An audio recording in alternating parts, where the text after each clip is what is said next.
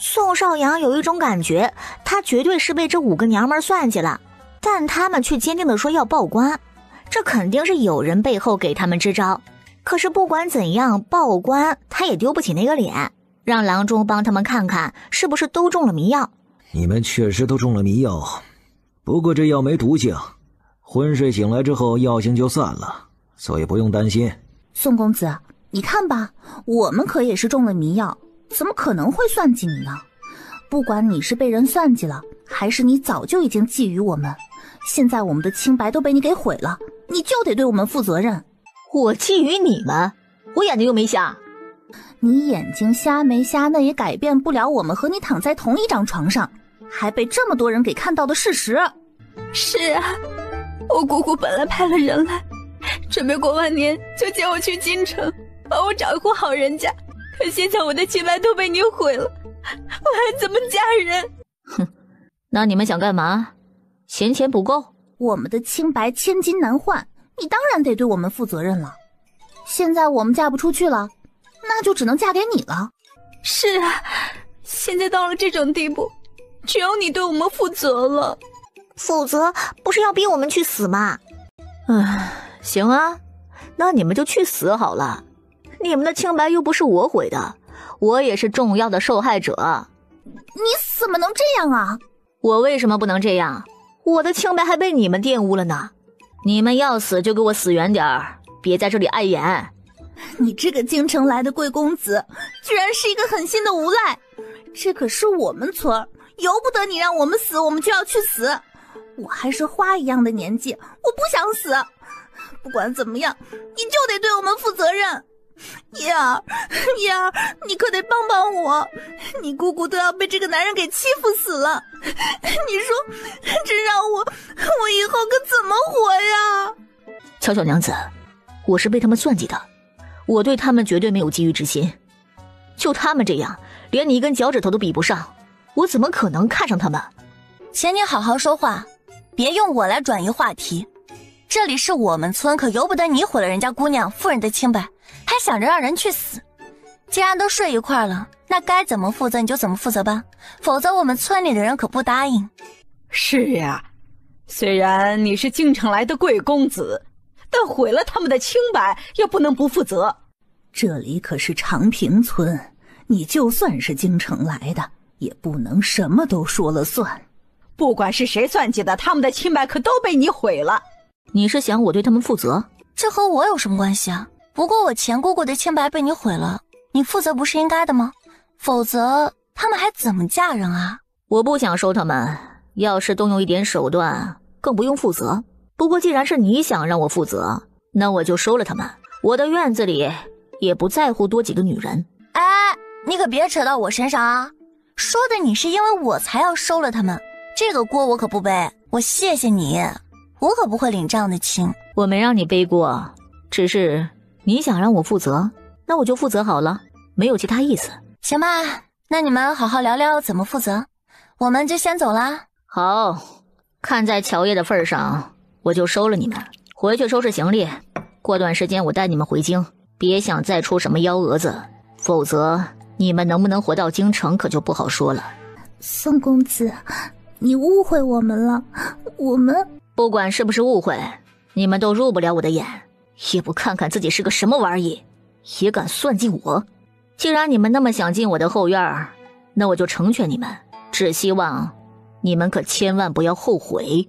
滚，否则我让你们今天就出意外，比如受不了清白被毁，跳河，或者回去上吊自杀。公子，你明显就是被算计了，这里面的巧合太多了。从乔小莲被安排来伺候你，他们可能就打上了你的主意，而他们的背后应该有乔叶之招。可是乔叶为什么要帮那几个丑女人？他就那么喜欢给我找女人？他不会是也对我产生兴趣了吧？之所以这么做，主要是想试探一下我的态度。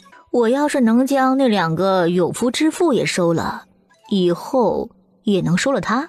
哎呀，公子什么都好，怎么就是个恋爱脑呢？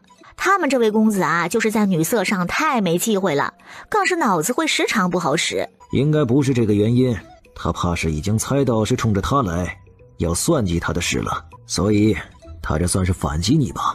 那丫头精明聪慧着呢，怎么可能就被公子迷住了？听你这么一说，果然我真正看上的女人没有那么肤浅，我就喜欢她这样敢爱敢恨、敢算计的性子，我怎么都要得到她的心。心累，毁灭吧。第二天，宋少阳就带着乔小莲5人离开了。时间一晃啊，就到了年后2月，陆韶去参加县试。老陆，你这回有什么感想？还好吧，我也算是考生中的第一人了。我的相公那必须是考生中的第一人，你好好考，等到考试结束，我们又来接你。放榜的时候，陆韶考中了按手。3月的皇帝寿宴，父皇，儿臣今日给您献的寿礼，保管是这天下间的独一份。那真得好好看看了。你这是找人雕刻的五龙戏珠，这是用什么东西雕刻的？父皇，这是五龙戏珠的蜡烛呢。这是蜡烛啊。七弟，既然是蜡烛，那是不是能点燃照明？父皇都不急，你急什么？看着就是了。我既然说这是蜡烛，当然就能点燃照明。你这臭小子，尽喜欢卖关子，那就点上，让朕和大家都开开眼吧。父皇要看，那我就点给您看。这龙珠怎么自己转动起来了？朕还闻到了一股像是龙涎香的味道。这龙珠为什么会自己转？七皇子这寿礼还真有点东西呀。哎呀，还得是乔叶会玩啊。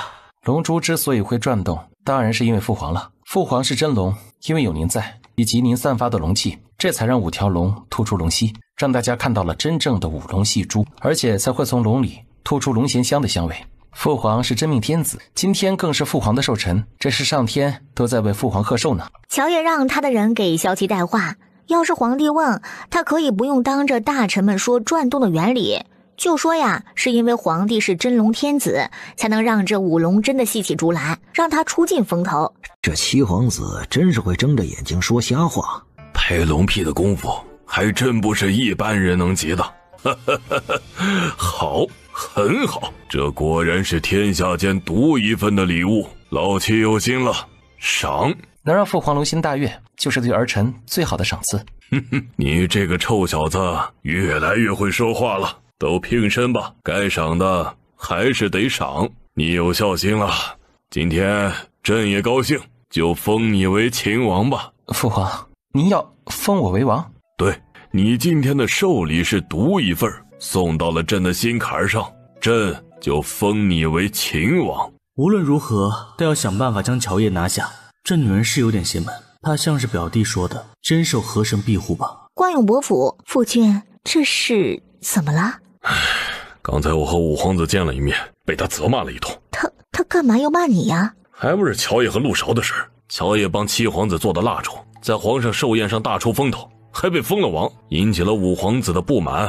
他让我们拉拢乔叶，我们没做到，又让我们去对付陆韶，离间两夫妻的感情，我们也没将这事办成，这才将我叫去骂了一通。而且他很担心，怕乔叶夫妻因为七皇子倒向太子。很快就到了府市，咱们就是在府城里面等着放榜吧。还是娘子想的周到，我都听你的。要不要雇几个人看门、打扫和做饭的？不用雇，我手下刚好有一人从边疆将父母兄弟带了过来，想让我帮忙安排一些活，到时候就安排他们来这边宅子干活吧，以后铺子那边呢也能帮上忙。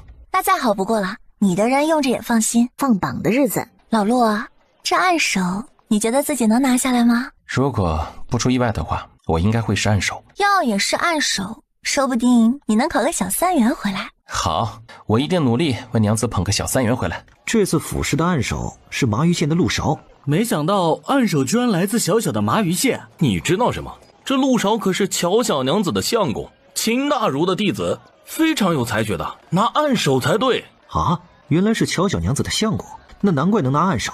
听说他读书天赋很强，更甚至有过目不忘的能力，这暗手他不拿谁拿？之前赌房压注，这位暗手的赔率是最低的。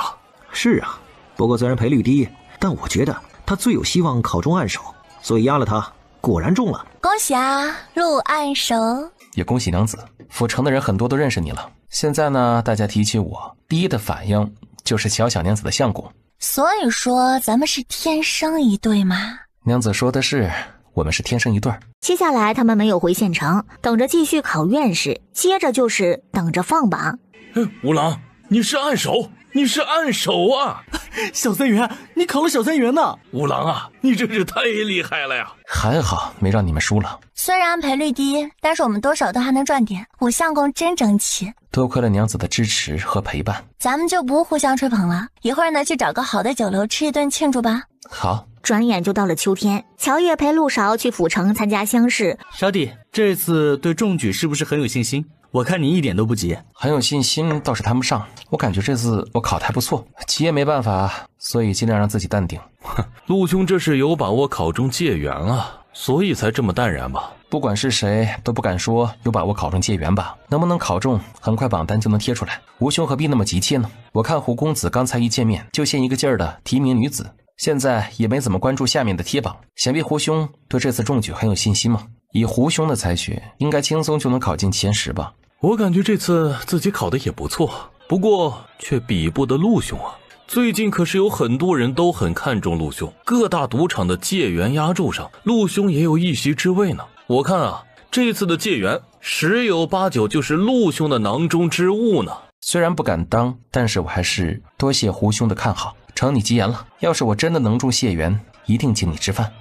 那我就先恭喜陆兄了。公子中了，你中了！太好了，我中了！少帝，我中了，我竟然中了！这次真是多亏了你，有了你的指点，我才能中举的。对，这次咱们能考中，也有勺弟的一份功劳。要是我真能中解元，一定请你吃饭。你们能考中，可都是因为自己的才学到了，以及这10年寒窗的苦读。不用这么谦虚，和你们一起探讨学问，我自己也是受益匪浅。解元是鲅鱼县长平村的陆勺。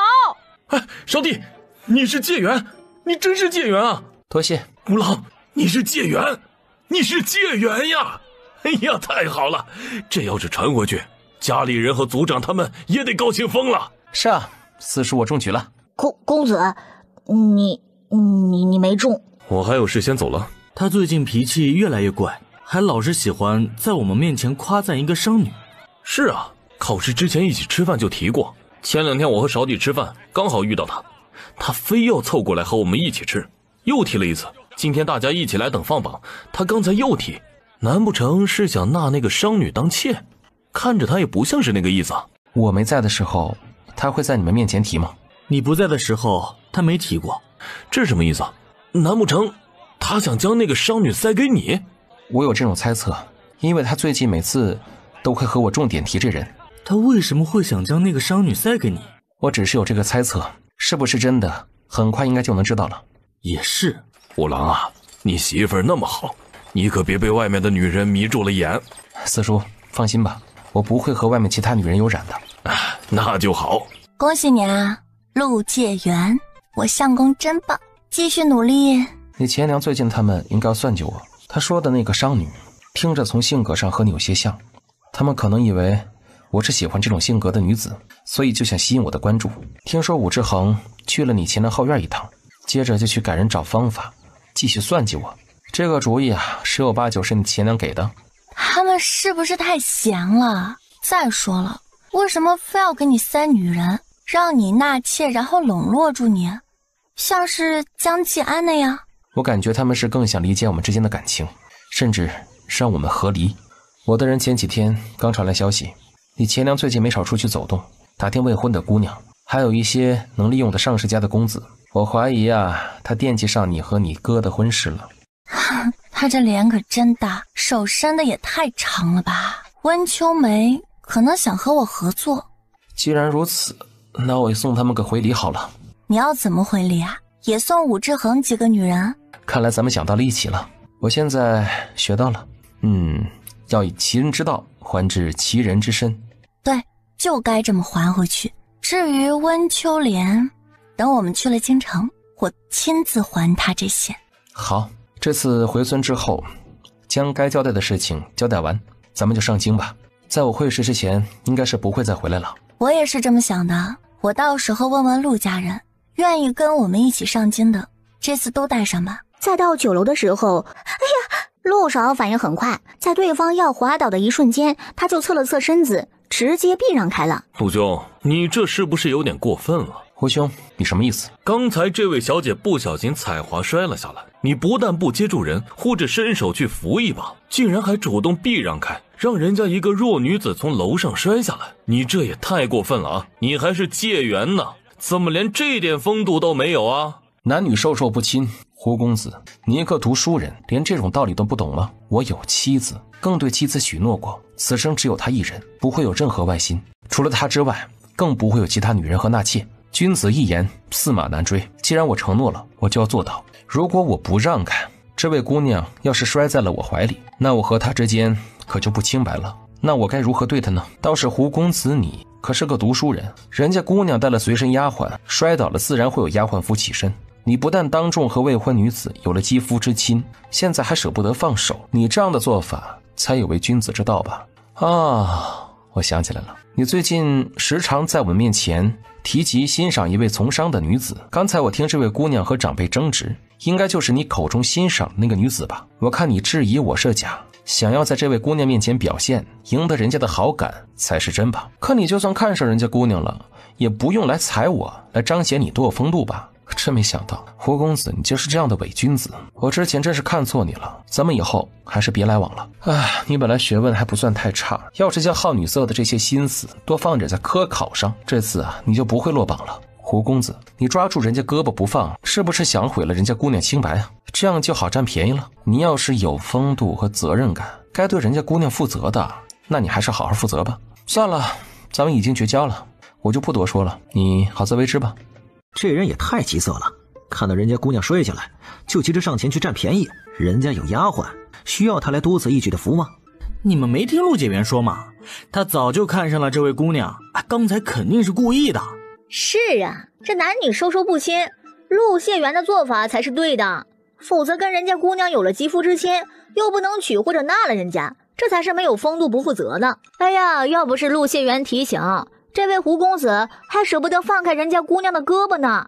没想到这位胡公子看上去一本正经的，却是个斯文败类呀！哎，难怪之前多傲气的说这次考得好会中举，最后却落榜了。看来这心思啊都放在女色上了，怎么占人家姑娘便宜上？他们当众这样拉拉扯扯的，胡公子确实应该对人家姑娘负责。那不就正好如了他的意，所以他就是故意的，居然还责骂陆解元没风度。他自己落榜了，肯定极度眼红陆介元，这才给人家泼脏水的，想败坏人家名声。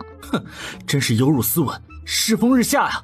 我没有，都是陆少对我泼脏水的。陆少说什么就听什么啊！你们怎么一点自己的主意都没有？我们可是亲眼看到你占人家姑娘便宜的，这和陆解元有什么关系？就是，明明是你的错，还非要让陆介元背锅，你是何居心呀？像你这种好色又心胸狭窄之辈，难怪会落榜。这样的人以后得远着点。难怪陆介元要当众跟他绝交呢，这样的小人谁敢深交啊？我说没有就没有，你们爱信不信。今天都是我的错，和两位公子无关。我摔倒胡公子扶我起来，我很谢谢他，但让他负责就算了。我虽然只是一个善护人家的姑娘，但绝不会给人当妾的。打扰各位用膳，真是抱歉了。少弟，胡家在京城虽然只是二流，但他爹却在翰林院任职，以后若是中了进士，能进翰林院，他爹就是我们的上风。胡学义的姐姐还是宫中的嫔妃，还算受宠，他这人最是记仇。以后去了京城，你可得小心点。多谢李兄提醒，我会注意的。看样子他想将那个商女塞给你，那女人应该就是他安排的吧？否则怎么可能那么凑巧？嘿，少帝一上楼，那女人就踩滑对着他摔下来去。要是少帝没有躲过去，被那女人摔到了怀里，胡学义肯定就不是跳出来指责少帝没风度，而是要让你对人家姑娘负责了。他为什么要这么做？特别刚才他还出口对你泼脏水，要不是你反应快，就会被人说没有风度，有损名声。这都明面上要交恶了，塞个女人给你，对他有什么好处啊？是啊，我也不明白他为什么非要给我塞那个女人。之前就总在我面前提那个姑娘多好，想对我塞女人，看样子他对我一直抱着成见呢，也没想和我交好，那肯定就是要算计我了。等去了京城以后啊，我要好好查查我到底怎么得罪了胡学义，亦或者是他非要这么做的目的。对，还是查查好，要是有我能帮得上忙的地方，你尽管开口。如果需要，我再找李公子，这份心意我心领了。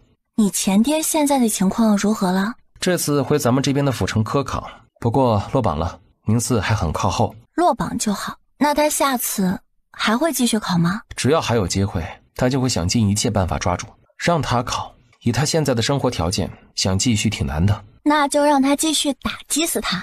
他现在知道你考了解元，肯定要后悔死。要的就是他后悔死。如果没有被玉婉之勾搭上，将妻子气死，儿子也不会和我离了心呢。陆韶拜了秦大儒为师之后，他也能跟着沾点光不是？儿子娶了乔烨，开的那些作坊赚到的钱，那也将是宫中的，他也不会这样落魄，连家都没了。指不定现在呀，父子都能中举，还能成为一段佳话呢。曾经有多喜欢玉婉之，现在就有多恨他。特别是听说这玉婉之不要脸的，居然跟他女儿一起爬京城贵公子的床，越想他越恨不得去京城将玉婉之找出来打骂一顿解气。那样水性杨花的女人就应该拿去进猪笼。你找谁啊？你就是陆清荣吧？你是？我不认识你啊。之前不认识没关系，现在认识就行了。你满意现在过的日子吗？看着你历来不喜，又将你害得这么落魄的儿子和儿媳妇越来越好，你甘心吗？你到底想干什么？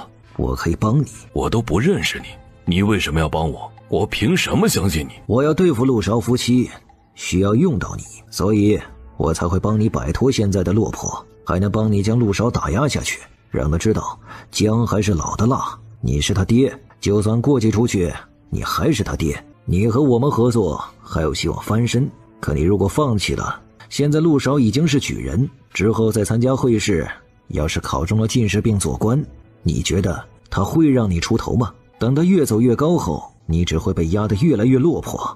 聪明人都知道该怎么选择。五郎媳妇儿，我准备等以后五郎当了大官我再去。三丫啊，娘跟你爹也不太想去京城，我们到那儿啊，这人生地不熟的。再说了，你瞧瞧我们这样，哎呀，肯定会给你们丢人的。我们就先不去了，等后面再说啊。三丫啊，娘这每天摆摊儿做生意也能赚不少钱呢。而且呀，这村里人都夸我做的菜好吃，还有一些商客们也喜欢吃我做的菜，我每天呀都有好多收入，这些钱存起来，将来呀都给你跟陆韶用了。等明年春闱考完会试之后，再给家中的姑娘和男丁说亲。等我去了京城稳定下来，就会接你们去，不用局限在这一方小村子，走出去看看。怎么了？我收到消息，我前爹被人带走了。知道他是被谁带走的吗？是几名黑衣人，我让人盯梢他，所以他走到哪儿就会换人假装去那个地方干活。我的人伪装成了小二，听到一名黑衣男子找到他，说想联手对付我。之后我前爹将人放进房间，有人守在门口，我的人就没听到他们在房间里商量什么。到了晚上，我的人看到他休息了才离开，可是第二天一早却发现他消失在客栈，原本还交了好几天的房钱都没退。你能猜出来他是被什么人带走的吗？我感觉就是两帮人，要不是五皇子党的人，要不就是反贼。我的想法和娘子差不多，不过我更倾向后者。那些人的穿着打扮更像是反贼，他们将我前爹带走以后，想利用他来对付我的可能性比五皇子那边更大。我也觉得是他们的可能更大，还好之前明智将你前爹一家分了出去啊，还和他基本断了关系，不然以后他勾结反贼，那可是要连累死陆家人。是啊，多亏了你明智，只是不知道他会给我们带来什么麻烦。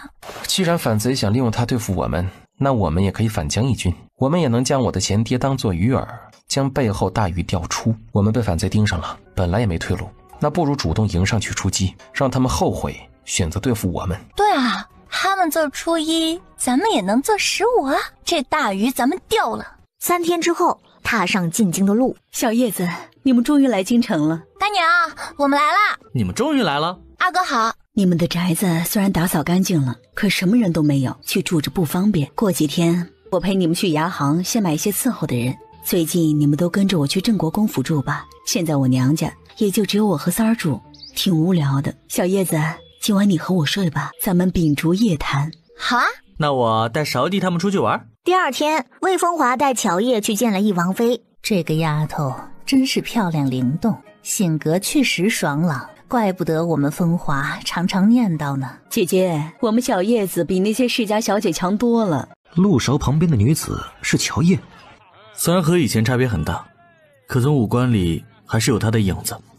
真没想到乔烨好好打扮下自己这么好看。是啊，他和以前真是一个天一个地的感觉。还有人想来看他的笑话，等看到他这姿容后，估计会被惊到。我也很期待他们大吃一惊的模样。少帝，巧巧娘子，好久不见了。三哥，别来无恙。咱们也许久没聚了，别来无恙啊。好久不见。巧巧娘子，我差点没认出你来，你这变化可真大。没办法，谁让我底子本来就好呢？之前和你们见面时啊，我才刚恢复正常不傻了，还没有来得及调养打扮自己。你们又离开村子之后，我做了不少的调理的药丸，又做了适合自己的护肤养肤品，所以才变得让你们都差点认不出来啊。你做的什么药丸和护肤养肤品？这效果也太好了。是啊，那你卖不卖？现在材料还不够，做不出来，过段时间应该会卖。那你可得给我们留几份，我们买。没问题。我订了包间，咱们先进去吧。宇哥，你这是怎么了？我看你满面愁容啊。我之前和人合作，搞了一支出海的船队，不久前他们带了一大批货回来，可却卖不出去。我不但将所有钱投了进去，还说服祖父用宫中的钱投了不少。现在东西却卖不出去，全砸在手里的话，我们得亏10几万两银子。平摊后，我也得赔进去几万两。重点是我那几个堂哥堂弟可一直都盯着我，别说是赚钱，这次要是没法回本，他们肯定会去我祖父那边诋毁我。三儿是做生意的好手，要不你请教下他，看看有没有什么办法。三儿，来帮哥哥出个主意。你们现在的情况确实很难搞，听说带回来的货成色品质很一般，有钱的人家觉得档次低了，自然嫌弃不想要，条件差点的又觉得贵了。关键你们这次的这种货太多了，正常卖的话没多少希望卖出去的，这次换成我摊上，我也没法。那看来我只有认了。妹妹，你有没有什么好主意？苗公子的货都是些什么？珍珠最多，还有不少宝石。我大约知道了，我想想啊。没事，你慢慢想。我倒是有一个办法可以试试。苗公子可以拿一个铺子，或者是租一个铺子，将这些珍贵宝石等制作成不同模式的形状，然后分类的摆放出来。你让人按照一部分图纸，用铺子里的珍珠宝石等照着做成首饰，放在显眼的位置摆出来。你的意思是将这些珍珠宝石都做成首饰卖？这个办法我们之前也想到了，还请了京城最好金楼的金银匠打造了一些首饰去卖。可从东西运回京城到现在好几个月了，还没有卖出去1成的货，人家更乐意去海外楼或者专门的金银楼去买。关键是不是在你画的图纸上，你经常能想出很新奇的东西，想必画出来的首饰模样也会很与众不同吧？就算与众不同，但也不能将宇哥那么多珍珠宝石都卖了呀。我不是这个意思，你们误会了。那你的意思是，我让将做好的首饰挂出来，只是起一个参照的作用，并不是拿来去卖的。不卖，拿来参照干嘛？拿来照着做。照着做？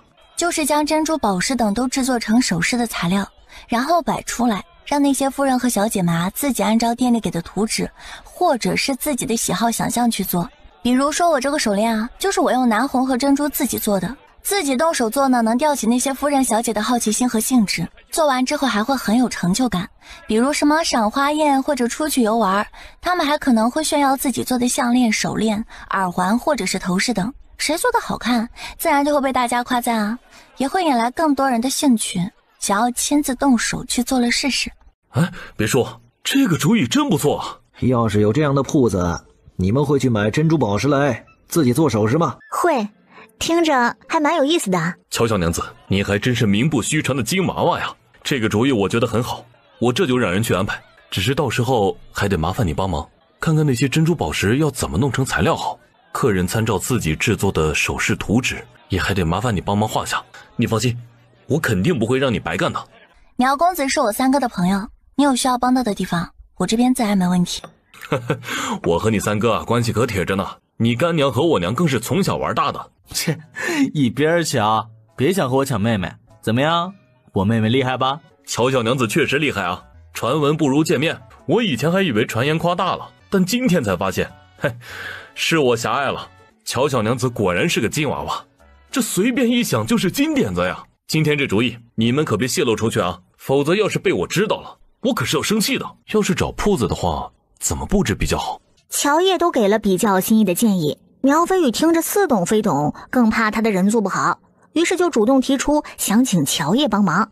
这个死丫头，她是踩了什么狗屎运吧？我的命就没有她那么好。夫人，您要不要去见见乔叶呀？那个丫头啊，还真是厉害，这才到了京城半个月都没有呢，居然就和这些贵公子有了交情。行吧，我去会会她。无论如何，总得试一试。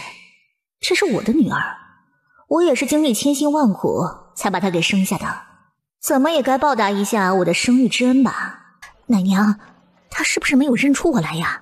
就算是没有认出你来，但她那么聪明，应该已经猜到了你的身份了。毕竟她可是见过我的。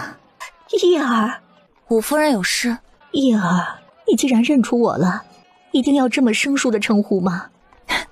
不然呢？五夫人，你这表情控制的不太到位啊，我感觉得出来你并不喜欢我，你却要装出受伤在意的模样，演得很差劲啊。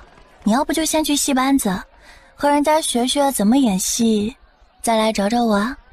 我可没时间在这里和你演母慈子孝的把戏，所以你还是省省吧。可真是两个不孝的孽障，说话都这么气人。不管怎么说，我都是你娘，你一定要这么不孝的顶撞我吗？我连亲爹都能将他打得满地找牙，并断绝了关系，你这一个抛夫弃子跟人苟合的贱妇，你有什么资格在我面前自称是娘啊？想要用孝道压我，那你注定就要失望。不管怎么说，我对你都有生育之恩，要是让大家知道你这个界园娘子这般对亲娘顶撞侮辱和不孝，你说大家会怎么看你啊？用你的真面目说话，这才对啊！不然看你装着慈母，或者是诉说这些年来有多少的苦衷，我真的是会膈应死的。你，我对你不敬顶撞了，你们都看到听到了吗？娘子说话那么真实有理，怎么会是不敬和顶撞呢？五夫人的眼神和耳力都不太行。不敬和顶撞，你有吗？我怎么没看到啊？这位伯夫人，麻烦你认清自己的身份，可别胡乱对我妹妹泼脏水，否则就别怪我们不客气了。你们太过分了，我要是嚷嚷出去，我就不信对你们夫妻名声没有影响。那你就赶快嚷嚷吧，闹得越大越好，闹得人尽皆知。我们的名声有没有影响我不确定，但是你的真正的身份，曾经未婚有孕勾搭奸夫抛夫弃子的事儿，我能保证肯定会宣扬开。想要用名声威胁我，你当我是被吓大的？这点上你可以去查查我前公公和你嫌弃的那个前夫乔二牛，看看他们当初用孝道以及名声威胁我，最后都得到了个什么下场。你这个孽女！对，我就是孽女。五夫人，曾经你奸夫差点害死我的事儿，我还没和你们算账呢，你倒是先上门过来找茬了。我这个人最讨厌的就是别人威胁，既然你那么想闹大，那放心，我一定成全你。你想干什么？当然是告诉大家我和你的关系，你又是怎么不孝的。我说了，肯定会满足你的。你是不是疯了？我的身份被道破，你能得到什么好处？人家只会连你一起鄙视唾骂，因为你是我的女儿，还肯定会连累你的相公的名声。我有什么好处？我觉得爽快了，这算吗？所以你也清楚，你自己的身份上不了台面很丢人是吧？五夫人，你现在最应该关心的是，好好想想我闹大之后你要怎么应对。你说你的那些恶心事宣扬出去，在京城还会有名声吗？你好不容易进入的京城贵夫人圈子，他们还会继续接受你吗？你真是疯了。你说的对，我这个人呢比较疯，谁招惹我，我一定不会让他好过的。所以这次你招惹我，我之后会闹开，你要是再招惹我，我还会做更多疯狂的事情出来。你如果不信，可以试试啊。我刚才就随便说说，可没想对你找茬，你可别误会，我找你是想着我是你的母亲，就算你不喜欢我，不想认我，但血缘关系可是改变不了的。你刚来京城，想融入那些夫人小姐们的圈子会很难的，但我是伯夫人，我可以带你多走动，介绍那些贵夫人和小姐们跟你认识，帮你多多融入。你感觉怎么样？我觉得不怎么样，你还是没有看清自己的身份。当了个伯夫人，看把你能的啊！你这会全身都在散发着一种孔雀开屏的优越感，越是自卑，觉得自己身份卑贱的人，才越是会这样。你想利诱我，让我抛开曾经的杀身之仇，和你们握手和解，可你就不想想我还需要你来带着去融入那个圈子吗？你自己都还需要捧着那些夫人小姐的脚，低声下气的才能融入进去。哼，我傻了才会跟着你去卑微的奉承讨好别人，还不一定能够融入进去。我干娘在贵夫人的圈子能横着走，她带着我和人相交，我根本就不用向谁低头，奉承迎合谁。所以你是哪里来的自信，想要用利益来打动我？你不会还将我当做曾经的那个傻子吧？五夫人，你真该清醒脑子了，认清自己的身份才是最重要的。就是，有我娘这个身份高贵的郡主带着，我妹妹想融入什么圈子不能融，还需要你一个连身份都是假的伯夫人带。你真要这么绝情？五夫人，你问出这话自己不觉得好笑吗？啊，我这可都是在和你学的呀。而且要论心狠手辣和绝情，我在你面前也是要甘拜下风的。你这个孽女，你这样不孝是要遭报应的。你这种狠毒不要脸的贱妇都还没有遭受到报应呢，这怎么样也轮不上我这样的好人。不过你不用急啊，你的报应很快就会来的。这些年也不知道乔二牛跟乔家人怎么养的，竟然养出这么刁钻恶毒不孝的逆子来。果然这老乔家的种都不是什么好东西。五夫人，我和你不但没有任何亲情可言，还早就断绝了关系，更和你们夫妻有杀身之仇，所以你就别再白费力气的来找我了。对你这样的人，我软硬都不吃。你回去等着，我会让你满意的。啊，你可别乱来，鱼死网破是最不可取的。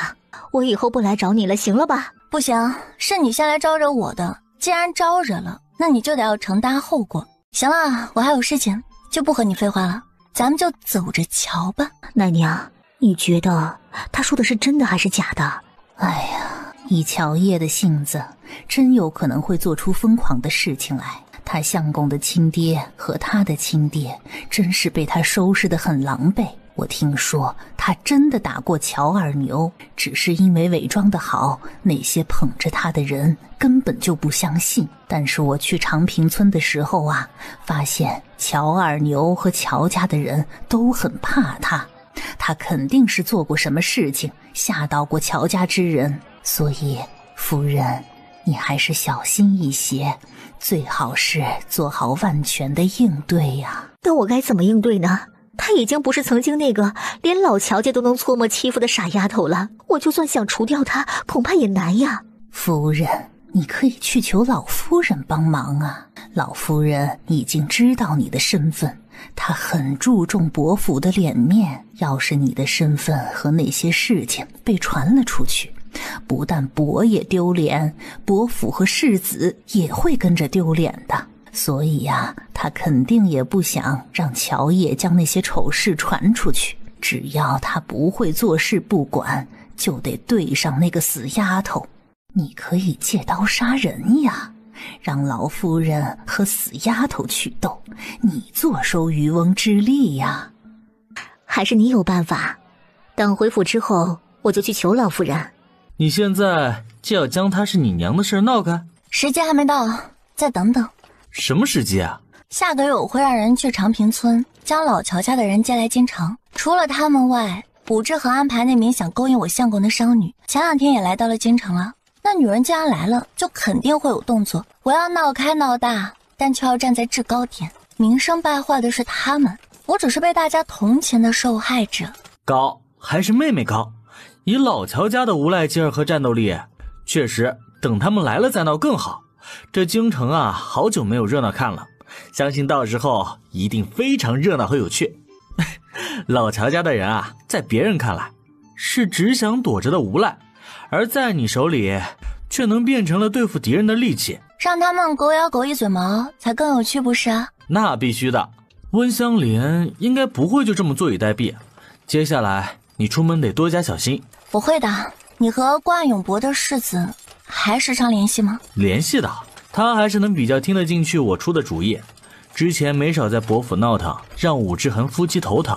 你问他是要干什么？我会将温秋莲身份揭破的事儿，你提前和他打个招呼啊，也让他可以做点准备，到时候趁机和他爹划清界限。温香莲和那个奶娘说不定会想要利用伯府老夫人和世子来对付我，咱们也要提前预防一下，不能让他们得逞了。好，我一会儿就约他出来吃饭。怎么了？我刚才无意中发现了一个重要的线索。什么线索？之前你从反贼的身上找到那枚隐藏小令牌上的图案，我一直觉得有些熟悉，好像是在哪儿见过。今天咱们在楼外楼，我差点被一名戏子撞到，无意中看到他腰间系着一块玉佩，而玉佩上的花样和那枚令牌上的是一样的，只是令牌上的图案是彩色画上去的，玉佩上的花案是雕刻上去的。我刚才仔细想了想，终于想起来为什么会觉得熟悉。京城最大的戏院，他们戏单上的印花就是那个图案，居然和戏院有关，难怪反王也会觉得图案有些熟悉。图案一样绝对不可能是凑巧，这样是不是代表那戏院背后的老板和反贼有关，亦或者就是反贼开的戏院？要是这样的话，他们胆子确实是很大，不过也很聪明啊，毕竟很多时候最危险的地方其实反而是更安全，也就是灯下黑。要这么的话，他们对京城的渗透肯定很深，你和反王联系一下，暗中好好查一查。我也是这么想的，一定不能让他们得逞。如果真是反贼开的，那之前的仇咱们怎么样都得要报了。他们是京城最大的戏院，那咱们就让他们开不下去。另一边，京城最大的戏院，吴首领，我今天无意中撞到陆韶，我趁机试了试，他好像没有武功，就算有也不太可能是那么多人的对手，所以杀了二首领的人应该不是他。我知道杀了我哥的人十有八九是乔烨。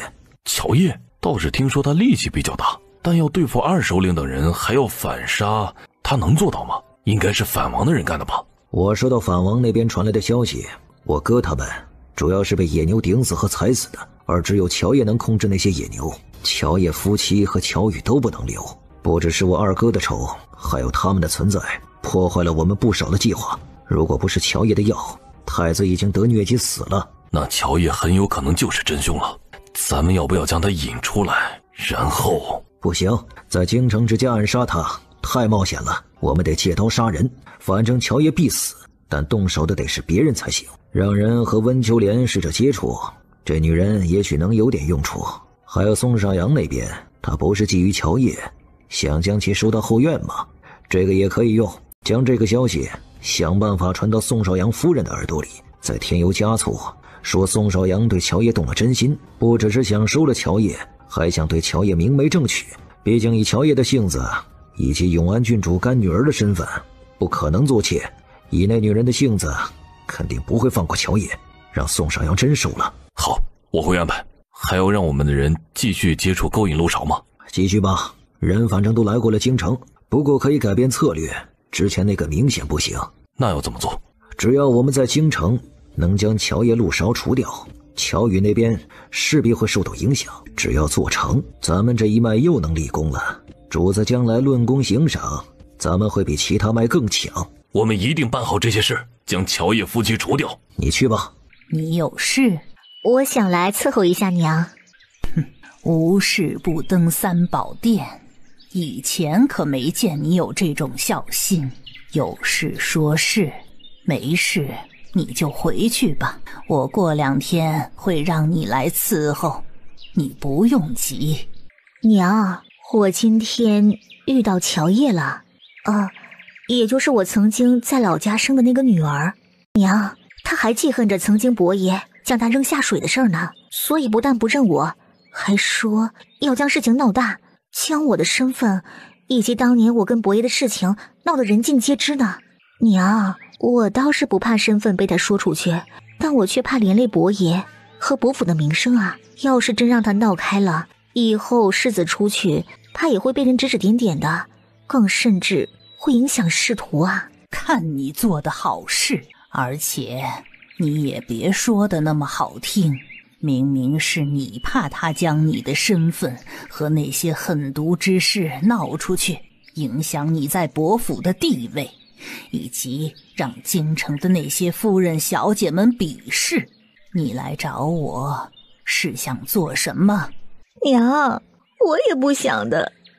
当年我和伯爷是真心相爱的，可……行了，别说那么些废话，我不想听，你就直说，你今天是来做什么的？娘，我求求你帮帮我们吧！伯父的名声要是被败坏，对您跟世子还有大小姐都会有影响的。娘，以前的事情我已经知道我错了，娘，只要娘能帮忙，以后我跟伯爷全都听您的。我怎么帮你们？娘，您能不能去找乔叶谈谈，想办法将他的口给封住就行。只要他不宣扬闹出去，伯父的名声就不会被败坏。真是会想啊，居然让我去封口，你们自己惹出来的乱子自己去收拾。娘，我已经想了不少办法了，可是那个乔叶软硬不吃，他还记恨着我这个母亲呢。所以娘，您是伯府的老夫人，曾经撑起这个家，现在也只有您能有办法了。这件事情我要好好的想一想。他果然还真是不安分。祖母，他这是想挑唆你去对付乔叶，他好坐收渔翁之利呢。今天江逸林找我出去吃饭，和我也说了这事儿。乔叶从未想过要认他，原本来京城并不准备搭理他，也因此没想要将他们之间的关系戳破闹出去。可他倒好，今天主动去找乔叶，还威胁了一通，这才将乔叶惹怒了。这个温香莲果然上不了台面，成事不足败事有余的东西。那乔叶真要将这件事情闹大？我和江逸林关系不错，他的意思乔叶能看在我的面子上，不揭破那些事儿。不过江逸林那边放话说，如果我爹和后娘要是再找乔叶麻烦，或者算计他们夫妻，那别说是乔叶，就是永安郡主和江逸林也不会算了。也就是如果我爹他们再招惹乔叶，他就不会再客气了。这能理解，看来乔叶的为人还是不错的，愿意看在江逸林的份上给你一个面子。我会警告你爹和温香莲，让他们不要再去招惹乔叶，否则谁都帮不了他们。祖母说的是，要是我爹和后娘不听劝，再将乔叶惹怒，那就没办法了。真闹开了，咱们也别管，就让这个脓肿直接戳破吧。毕竟乔叶对咱们也仁至义尽了。接着就派嬷嬷去对温香莲警告一番，更惩罚温香莲去祠堂抄经半个月。这样下去可不行，乔叶那个死丫头绝对不会安分的，我得先下手为强。既然武相鸾和老夫人不仁，那就别怪我不义了。哎呀，现在的铺子大变样，我光从外面往里面看，就感觉眼前一亮。乔小娘子真厉害，我觉得我们的生意应该不会差。如果做得好，生意应该不会差。不过你们也要做好，没多久就肯定会有人模仿的准备了。所以最开始要给客人一种感觉，你们这个铺子才是最正宗的。每隔一段时间还要上新不同的款式花样，不断的添加新的东西进去，才能不被别人将生意都抢了去。你说对，所以之后还要麻烦你多来铺子里看看，有没有什么需要改进的地方等。上新的款式和图样也要麻烦你了。没问题啊，不过我一个人有时候忙不过来，所以你们最好是安排2个人跟着我。最好呢是女子，这样跟着我才方便。我会教他们怎么做，教他们怎么和那些客人维护好关系。做得好了，就算以后同样的东西有人卖的比我们价格低一些，但这些老客户都还会来我们这儿。要是有人模仿价格比我们低，但我们也不用降价，否则会让买贵的客人不高兴。除了招呼客人买东西的小二，最好再安排2名专门做记录的人，比如一个客户来买，然后将他的名字或者称呼记下来，以后他每买一次东西花了多少钱都记下来，当花到多少钱时可以赠送一件礼品。当然要是有客户不喜欢上名单被人知道，更注重隐私的，可以和铺子打个招呼，然后就不贴他的名字。还可以不时的放出新款式限量抢卖，一个款式呢就1件，或者是不超过3、5件，抢着买才香，旺铺子里的人气。乔小娘子，你真是太厉害了！你想出来的这些东西啊，我们以前别说是见过，就是听都没有听过。听你说完啊，我觉得我们的生意绝对能火起来。希望你们铺子的生意大火，现在已经全部布置完了，你们准备什么时候开业？要不明天就开业？我觉得明天行啊，越快越好。乔小娘子，你觉得呢？我建议最好是后天或者是大后天，你们可以请家里的女眷先带头来买，然后明天呢向人在京城宣扬一下。后天开业的话，还得要搞点开业活动，比如买多少银子的东西可以送包，手链材料这种。今天和明天先准备一下，后天开业更充分一点。我们是太急了，还好有你这个军师在。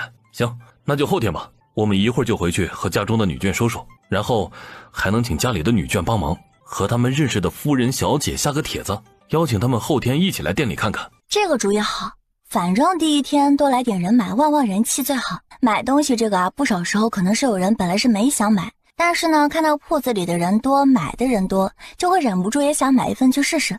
确实。那我们现在就去安排。这几天还得麻烦乔小娘子都来铺子帮忙看顾着点。我这几天都会来的，放心吧。我真没想到生意会这么好。是啊，我还想着今天开业能将放出来的东西卖出去30%就很好了，谁曾想几乎卖完了。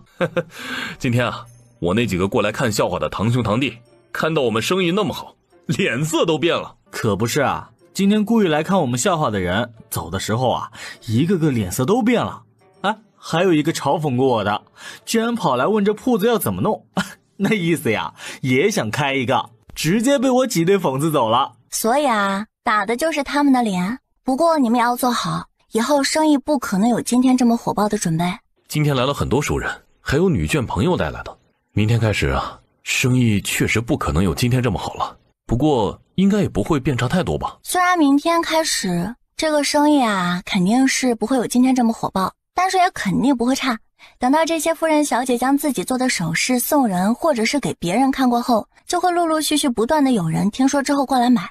不过以后你们每天得要多换着点花样去准备，这样才能够吸引已经买过的夫人小姐们时常继续过来买。你们这边最好再找几名对珠首饰款式模样、颜色、款式搭配比较有天赋的人来培养，以后就由他们来画图纸以及搭配材料，我可以教他们，遇到不懂的也能过来问我。好，我们最近就招人。之后的几天，这位嬷嬷今天来找我是有什么事吗？我们夫人听说你很会帮人想主意做生意，所以想雇你帮忙。雇我帮忙？对，你来帮我们夫人做事，以后少不了你的好处。那你们准备怎么样个雇法？我们夫人每个月给你100两银子，你直接去夫人铺子里做事儿，要是做得好，以后夫人会给你奖赏的。1个月100两银子的雇佣银钱，在整个京城都是很高的了，那也是夫人看在永安郡主的面子上才给这么高的。这么说还是我赚了？那是当然啦，也是我们夫人看得起你，这才会让我亲自跑一趟。你要是答应，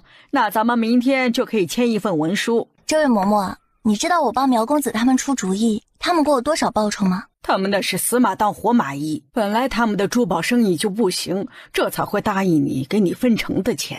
而我们夫人的银楼生意好着呢，也是看得起你，才想要雇你当大管家。这样的殊荣可不是谁都有机会的。那我真是谢谢你们夫人看得起了。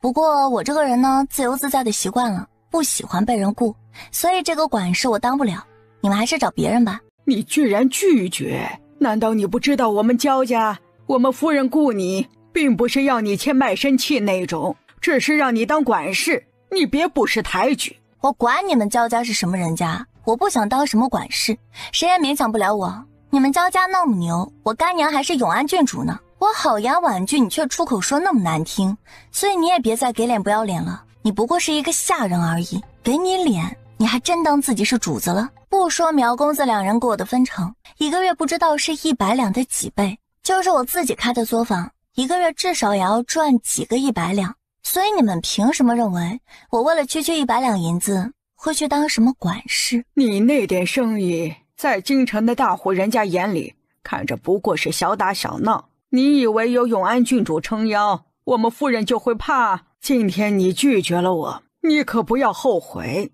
我绝对不会后悔，你请吧。哼，行，你那么不识趣，那咱们就走着瞧。行，那就走着瞧。我们家不欢迎你，还请不要再来了。谁稀罕来你这个破落户家，看把你能的。对啊，我就是很能。好，你这是好样的，你给我等着。饿了吧？我今天绕道去买烧鸡，耽误了一会儿。不饿，菜刚炒好。我昨天晚上突然想要吃烤鸡，你今天就去买啦？你想吃了，我自然得上心啊。娘子今天没出去吗？没出去啊，不过却遇到了让我不爽的人。谁上门找茬了？一个自称是大理寺卿的焦夫人身边的嬷嬷，今天趾高气扬的跑来家里，说是他们夫人要花100两银子1个月，雇佣我去他们夫人的檐楼去当管事，还说什么看得上我，才用这么高的价格雇我。那嬷嬷的样子和气势啊，真就是眼睛长到了头顶上。我一开始委婉的拒绝了，他就说我不识抬举，我一生气就对了他，然后他让我等着。这大理寺卿家的焦夫人是个什么来头，你知道吗？他让人来雇佣你，除了想让你帮他的银楼赚钱，应该还有针对干娘的意思。我就猜他们的目的不单纯，那个焦夫人和我干娘不对付。听说两人从做姑娘时就不对付，之前干娘休夫的时候，他就没少在背地里说风凉话，还说干娘一点都不贤良淑德，居然主动休夫，简直是京城女子中的耻辱，违背了女德，不知道会不会带坏其他女子等等。他是什么背景？对干娘那么嚣张的诋毁？她是荣国公的女儿，曾被先帝封为县主。荣国公和镇国公的关系不太好，所以焦夫人和干娘的关系历来也很差。特别干娘在年轻的时候很受先帝宠爱，封了郡主，高了焦夫人一个等级。干娘和焦夫人还被曾经封为京城双姝。不过干娘那会儿才是京城口中大家说的第一美人，焦夫人又被压一头，就更讨厌记恨干娘。荣国公现在应该还挺有实权吧？现在大营的兵权，镇国公掌兵4成，镇守边疆；荣国公掌兵3成，主要掌控水师，镇守沿海那边，抵御倭寇等。当今皇帝需要荣国公镇守边海，所以很看重。焦夫人的夫家也不差，她丈夫是正3品大理寺卿，明年可能会再升一级。她的公公是正2品的督察院左右都御史，负责监察弹劾官员、考核政绩、审理大案等等等等。难怪焦夫人那么有底气。焦家和荣国公是不是占了5皇子啊？荣国公那边呢，表面上态度不明，焦家这边已经表现出更倾向于5皇子。焦家和宋家有姻亲关系。对了，宋少阳的妻子就出自焦家，是焦家2房嫡女。焦夫人的丈夫是嫡长子，是大房。我曾经查到，无论是先皇后期的变化，还是当今皇帝上位时那场比较混乱的夺嫡，荣国公都有些手笔。当然，娘子你也不用忌惮他们，焦姐要是敢动你，我会让他们吃不了兜着走。虽然焦夫人很有背景，但我也不是没有倚仗。除了干娘会帮我撑腰外，等庄子上你的人将那几个农具打造出来，咱们献上去后，皇帝怎么也得要多庇护着我们一些。娘子说的是。庄子那边传来消息，打谷机已经制得差不多了，等我休沐时咱们去趟庄子。好。焦府夫人，那个乔烨不但不识抬举，还很嚣张。我离开时，他居然放话说让我等着。真不愧是魏风华的干女儿，行事都这么嚣张。哼，这里啊，可不是他们在的小县城，能任由他这般嚣张。你让人去外面放话，就说我不喜欢乔烨。是，怎么都要让那个死丫头知道，夫人可不是好惹的。得罪了您，这就让她以后在京城混不下去。当然，不过是一个上不了台面的丫头，翻不出我的手心。关永伯府那个死丫头果然不是一个安分的，我还想着怎么利用她算计那个小贱种呢。夫人是想，焦夫人讨厌上乔烨，肯定是要收拾他的。咱们家想要和焦家结亲，之前被死老太婆压着破坏，这才没有迟迟下定的，甚至黄了。既然死老太婆跟那双贱种老想和我作对，各种想办法拦着这门亲事，我就偏要将那丫头嫁入焦家。办法是好办法，可是要怎么将乔烨牵扯进去呢？唉，那当然需要借助焦夫人了。之前死老太婆跟武相鸾搅黄了亲事，那就让焦夫人非常不高兴了。在焦夫人心里，她那小儿子什么都好，咱们家那3人居然看不上她的儿子，她肯定记恨上了。以她的性子啊，要是我提出来继续促成这件事儿，她应该会同意。等将咱们府上那位心高气傲的小姐娶进门，她还不是想怎么折腾就怎么折腾。我要是向她提意见，将乔烨那个死丫头一起收拾了，她也肯定会同意的。哼，这样还能牵连到永安郡主身上，想必那个焦夫人很乐见其成的。你去帮我下一个拜帖给焦夫人。哎，还是夫人高见，我这就去。焦夫人过了2天才接见温香莲。既然他们不愿意，那你来做什么？我们焦家虽然不是什么侯爵、伯爵之家，但是在京城也是一流的世家。说句难听的话，要不是我儿子看上了你那个妓女，之前非闹着要娶，要不然我还真是看不上你那个妓女。可不是这个理儿啊，我们家呀能和焦家结亲，那本来就是高攀了。小公子论容貌气质，那多出众啊，也就是爱玩了一点儿，怎么能和那些纨绔相提并论呢？我那个妓女啊，就是太心高气傲了，不是我贬低她，就她这样的身份呢，要不是嫁给小公子，那以后绝对嫁不了更好的人家。我和他爹呀也是为他好，这才想着做成这门亲事的，谁知道那兄妹2个不领情。可不是，他想要攀高枝儿，也得看看自己是什么身份和容貌才气。我儿子配他，绰绰有余。你今天来到底是有什么事情？你直说吧。夫人，我听说小公子还惦记我那妓女呢，既然他喜欢，我不就想着还是成全了孩子们吧。怎么成全？你那婆婆和妓女可是不愿意的。他们不愿意，那就想办法让他们同意呗。算了吧，我现在还真是看不上你家那个丫头。我最近啊，正在帮我儿子相看另外一户，比你那个妓女家世和容貌气度更好的小姐。夫人，既然小公子喜欢，您不想娶我那妓女当儿媳，那就让她给您儿子做一个贵妾，我觉得也是可以的。当贵妾？再怎么说你们家也是伯爵之家，嫡出的女儿来给我儿子当贵妾，这怎么可能啊？和我儿子结亲，你那婆婆和继子继女都不可以，当贵妾不是更要反对了？我有办法能让她不得不当您儿子的妾，而且到时候败坏名声的还是她，而不是您儿子。除此之外呀，我听说你讨厌不喜乔叶，那还能借助这件事情将那死丫头也扯进来，让乔叶败坏名声，不止她丢人，她干娘也会跟着丢人。我婆婆和继子啊最在意我那个妓女了，如果她一个伯府小姐不得不来焦府做妾，还是因为乔叶害的，那绝对不会放过乔叶。咱们可以一箭3雕呢。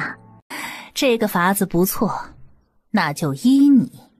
刚好再过上几日就是我大儿媳妇儿的生辰，我让她在家里办个生辰宴，将各家夫人小姐请来做客。到时候你就将你那妓女带来，我也会让我的大儿媳妇儿去给乔叶下一份请帖。夫人你放心，那天呀，我一定带着女儿前来做客。她出的主意，你觉得怎么样？老奴觉得极好，只要成了，乔家和武家那个丫头都别想好过。武家丫头之前拒绝了亲事，让您一直膈应，但她来了府里当贵妾，还不是夫人想怎么折腾拿捏都行。乔叶也是一样的给脸不要脸，怎么都要给他点颜色看看。行，那你按照温香莲说的，看着去安排吧。再将老大媳妇儿叫过来，我叫她这几天就去给各家夫人小姐们送邀请帖。陆勺一直都有让人盯着关永伯府，刚好我得罪了焦夫人，对方放话不喜欢我没几天，温香莲就主动去拜访，这里面要是没点猫腻啊，我是不信的。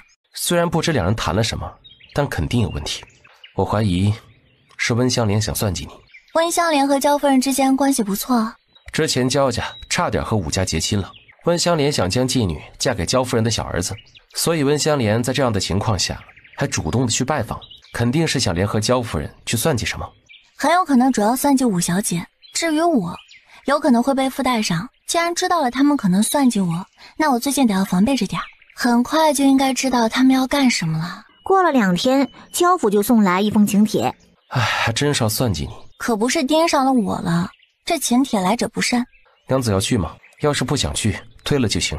推了一次还有第2次、第3次，被贼一直惦记着，时常要防备也挺烦的。我就去看看他们想要做什么妖。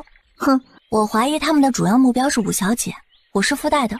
我们竟然和五相鸾暗中联合，我去看看，要是能帮到五小姐的忙也不错。我主要是怕焦夫人拿什么压你，毕竟她除了是焦夫人，还是先帝封的县主。我肯定不会自己单枪匹马的去赴宴，干娘说她和我一起去呢。啊，干娘陪你去的话倒是不错。生辰宴一般都会请戏班子，我到时候呢也会安排2人去焦府，有什么事情的话也好和你接应。哎，对了，你也和五世在暗中打个招呼，让他妹妹到时候自己小心防备着点，最好尽量和我们待在一起。还是娘子想的周全，我明天找个机会和她见一面。乔叶和魏风华到的时候不早也不晚。见过郡主，这位就是郡主的干女儿吧？这模样气度啊，真是出众。你呀，就是嘴甜。夫人谬赞了。见过郡主。起吧，这位就是府上的大小姐吧？真是个可人的姑娘。谢郡主夸赞，您谬赞了。定亲了吗？回禀郡主，还没有呢。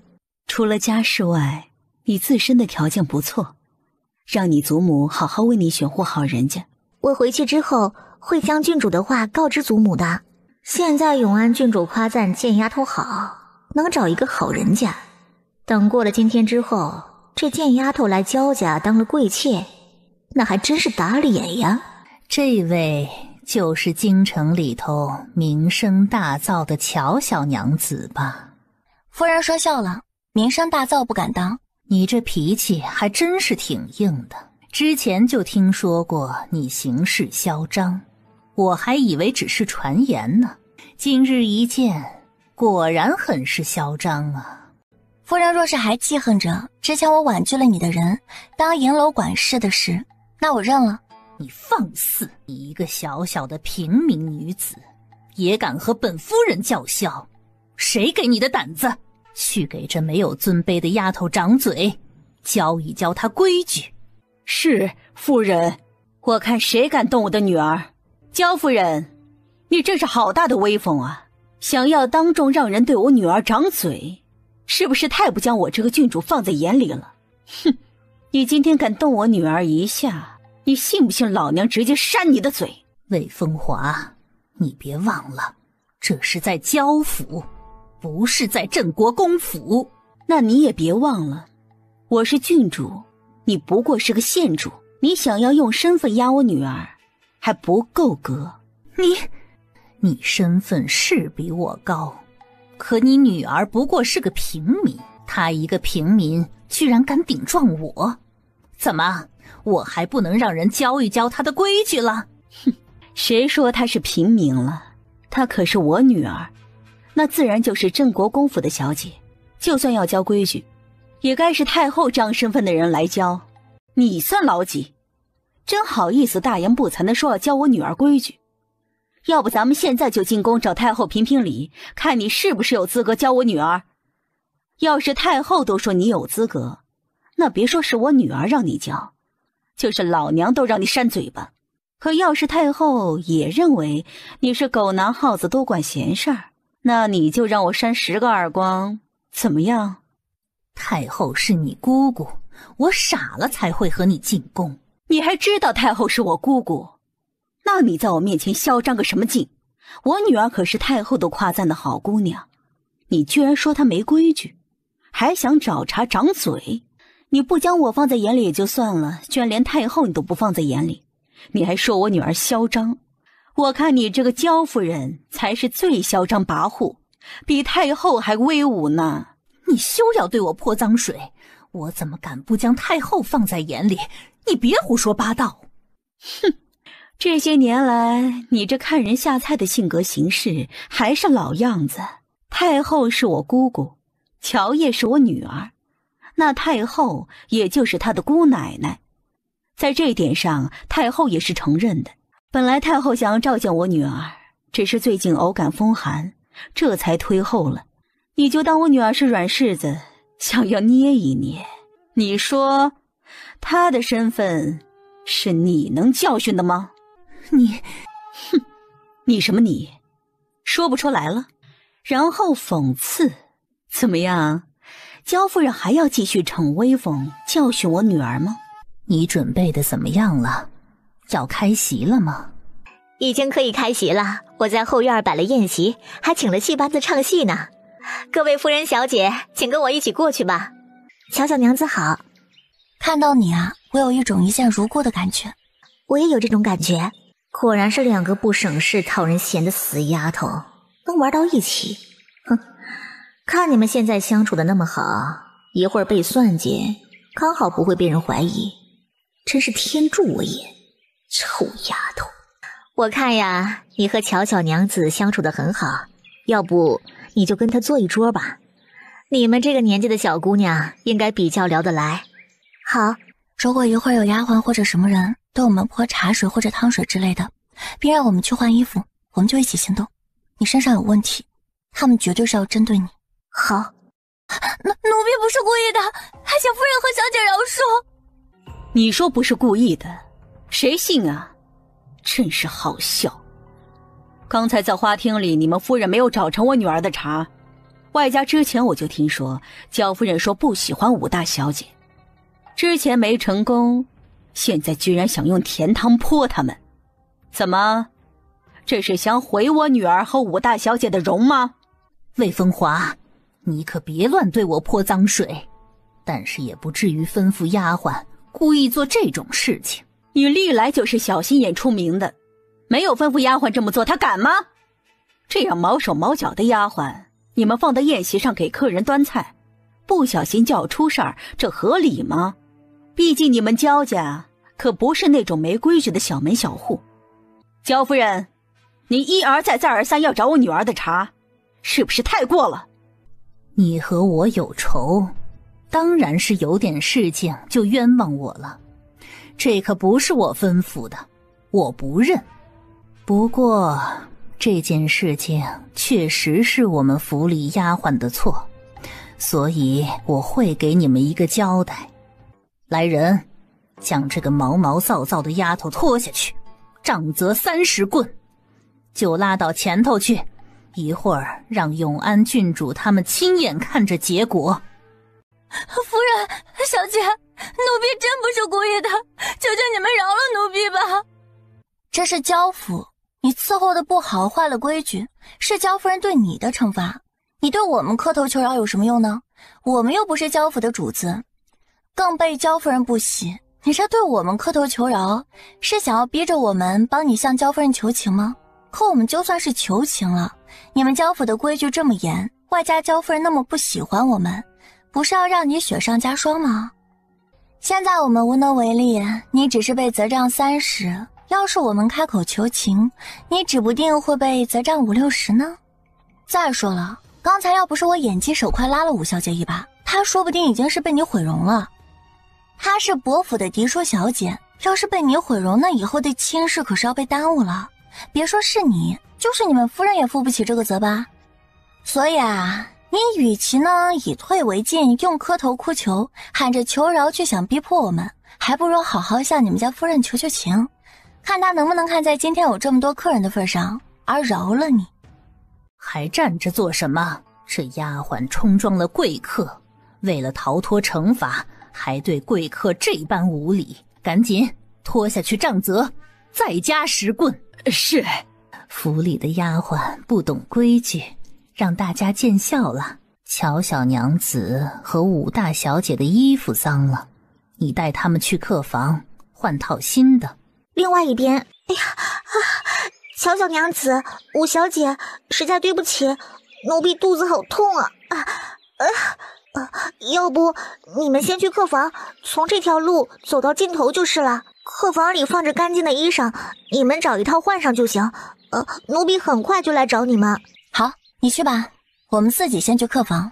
我们去客房吧。好啊，那我们先过去吧。人走了，可以放心说话了。小姐姐，他们让我们去客房，是不是要算计我们什么呀？你可以把是不是去掉，是绝对要算计我们，而且重点是算计你。这是谁给你的？是不是今天出门前才给你挂上的？这确实是我身边伺候的丫鬟，今天出门前给我特意挂上的，说是这味道好闻，不浓不淡的刚刚好。小姐姐，这香包是不是有问题？对，你这个香包的味道我闻着不对劲，但是这样佩戴和闻着不会怎么样，但要是和另外一种香接触融合，就会产生一种催情的香味儿，所以我猜测那客房里这会儿肯定是点了与众不同的熏香。他们怎么会这样？真没想到他们会联合起来害我。我实在没有想到我身边的贴身丫鬟居然是继母的人，否则怎么可能临近出门他故意给我换了这种有问题的香包？小姐姐，那我们现在该怎么办啊？那个客房还要去吗？这个药丸服用之后能够解一些毒，我们一人吃一颗，去了客房之后就能不受熏香影响。要是不去，他们也会想其他办法毁你清白，算计我的，所以咱们还是将计就计更好。小姐姐，你身上没有香包，你也要吃吗？他们既然要连我一起算计，那客房里的香薰肯定还有能够迷晕人的。我们进去之后先是被迷晕，然后我可能会被他们拖走，留下你单独在客房。等到娇小公子进入房间之后，会让你先醒来，但你身上的那种药性也会发作，迷迷糊糊就失了清白。到时候他们就会栽赃给我，说我为了帮你和娇公子偷情打掩护，促成了你们未成婚就乱来。我做出这种事情肯定会被那些夫人小姐不喜和谴责，到时候我的名声也会被败坏，你祖母和哥哥还会记恨上我，以为是我害了你而对付我，娇夫人和温香莲的目的也就达到了。只是他们不知道，也更不会想到，我相公和你哥哥私下早有往来，我们是同盟关系，早就猜到了他们会算计，而有了防备。他们真是太坏了，我一直知道继母不是表面上那么良善的人，可却真的没有想到他会恶毒到这种地步。可不是太坏了，不过咱们也不是好欺负的，放心吧，他们会被反噬的，我已经有办法怎么脱身，并将他们拉下水了。小姐姐，这要是真能成，真的好解气啊。谁？夫人，我是公子派来保护你的。你原本就是这府里的侍卫。我昨天刚来的，不过已经将交府的路线摸熟了。夫人有什么吩咐吗？你想办法叫一个丫鬟去将温香莲叫出来，然后想办法把这颗药塞给她吃下去，也不用带过来，就丢到通往这条路前边的凉亭里。没问题。混进来的人除了你之外，还有其他人吗？还有2个接应的人。那你让他们过会来到这里，等到娇公子或者其他男人进了客房，我会将人弄晕。事成之后，我对外面学着几声猫叫，你们的人就可以过来了。然后你们的人将娇小少爷丢去凉亭，并将他和温香莲扶坐在凉亭的椅子上，做出搂抱的姿势。接着你们其中一个像是发现了什么大事一样，去前面禀报娇夫人，但是别说具体的人，就是让娇夫人去看。等娇夫人带着人快要到凉亭的时候，分别赶快给娇小公子和温香莲喂下这个药丸，然后你和你的人就躲藏起来，剩下的就都不用管了。是，我这就去办。小姐姐，那咱们现在就进客房吗？对，咱们先去客房，一会儿我带你去躲着看好戏。等好戏看完，我们又迅速回到客房，装作一直在那儿等着那名侍女来的模样，那样和我们也就没什么关系了。好，我什么都听乔姐姐的。一会儿你坐在这边，然后装作晕过去，趴在桌子上，我会埋伏在门背后，等娇公子和他的人进来之后，我会打晕他们，然后你再起身。好。切，这小贱人之前看不上我，不想嫁给我，现在还不是落在了我手上，随我玩。你去屏风背后将那个乔叶扛走，等我娘等人过来后，你将他丢到客房附近弄醒，他醒来之后本能的应该就会尖叫，或者看到那么多人就会主动跑过去。接着就让那瓶丫头来向我娘认错，就说我和武小姐有私情，听了乔叶的建议在这里幽会，乔叶则将他一起拉走，为了给我们创造机会，抬手直接砍在娇小公子的后颈，对方还没有反应过来，一下就晕过去了。夫人，是我们。这人丢去凉亭和温香莲偷情，另外那个人找一个偏僻的地方丢过去，短时间之内他醒不过来。谨遵夫人安排。小姐姐，我们什么时候去看好戏啊？走，现在就去。我们呢，先去花簇后面躲着，等到好戏看完再偷溜回来。什么？有人在凉亭私会？哼，我倒是要去看看是谁有这么大的胆子，竟然做出这种事情。什么？居然还有这样的事？我也去看看。啊，还真有人私会偷情。老美人，来香一个。今天把小爷伺候好了，多给你点赏钱。啊！你是谁呀？你这个不要脸的混蛋，居然轻薄我！臭娘们儿，老子给你脸了，你竟然敢打我！也不打听一下老子是谁？这凉亭里的女人怎么会是温香莲呢？不应该是武家的那个死丫头吗？可现在要变成温香莲，那他儿子不就成了跟有夫之妇私会偷情吗？对方还是伯爵府的夫人呐！哎呀，这要是传扬出去，他儿子的名声也会受影响。你这个不要脸的贱人，不但勾引我儿子做出这种事情，居然还敢打他！你的胆子也太大了！你也不看看，这里是你能放肆的地方吗？不是这样的，你儿子不是应该……你这个贱妇，你真是不要脸！焦夫人，你误会了，我和小公子根本就没什么的。焦夫人，我宴席上晕了，然后就被人放到这里，和小公子靠在一起。温夫人，你要编故事也编个像样点的吧？你在宴席上什么时候晕过去了？对呀，你在宴席上也没有晕呀，反而不是你自己离开的吗？我什么时候离开了？我怎么不知道？哼，你什么时候离开的？你问我们？你现在装不知道也晚了吧？毕竟我们刚才过来，可是亲眼看到你们俩在亭子里抱着亲热的呢。你们私会偷情被我们抓到了，也不用找这样蹩脚的借口来开脱吧？是啊，我也看到你是自己离开宴席的。我也看到了。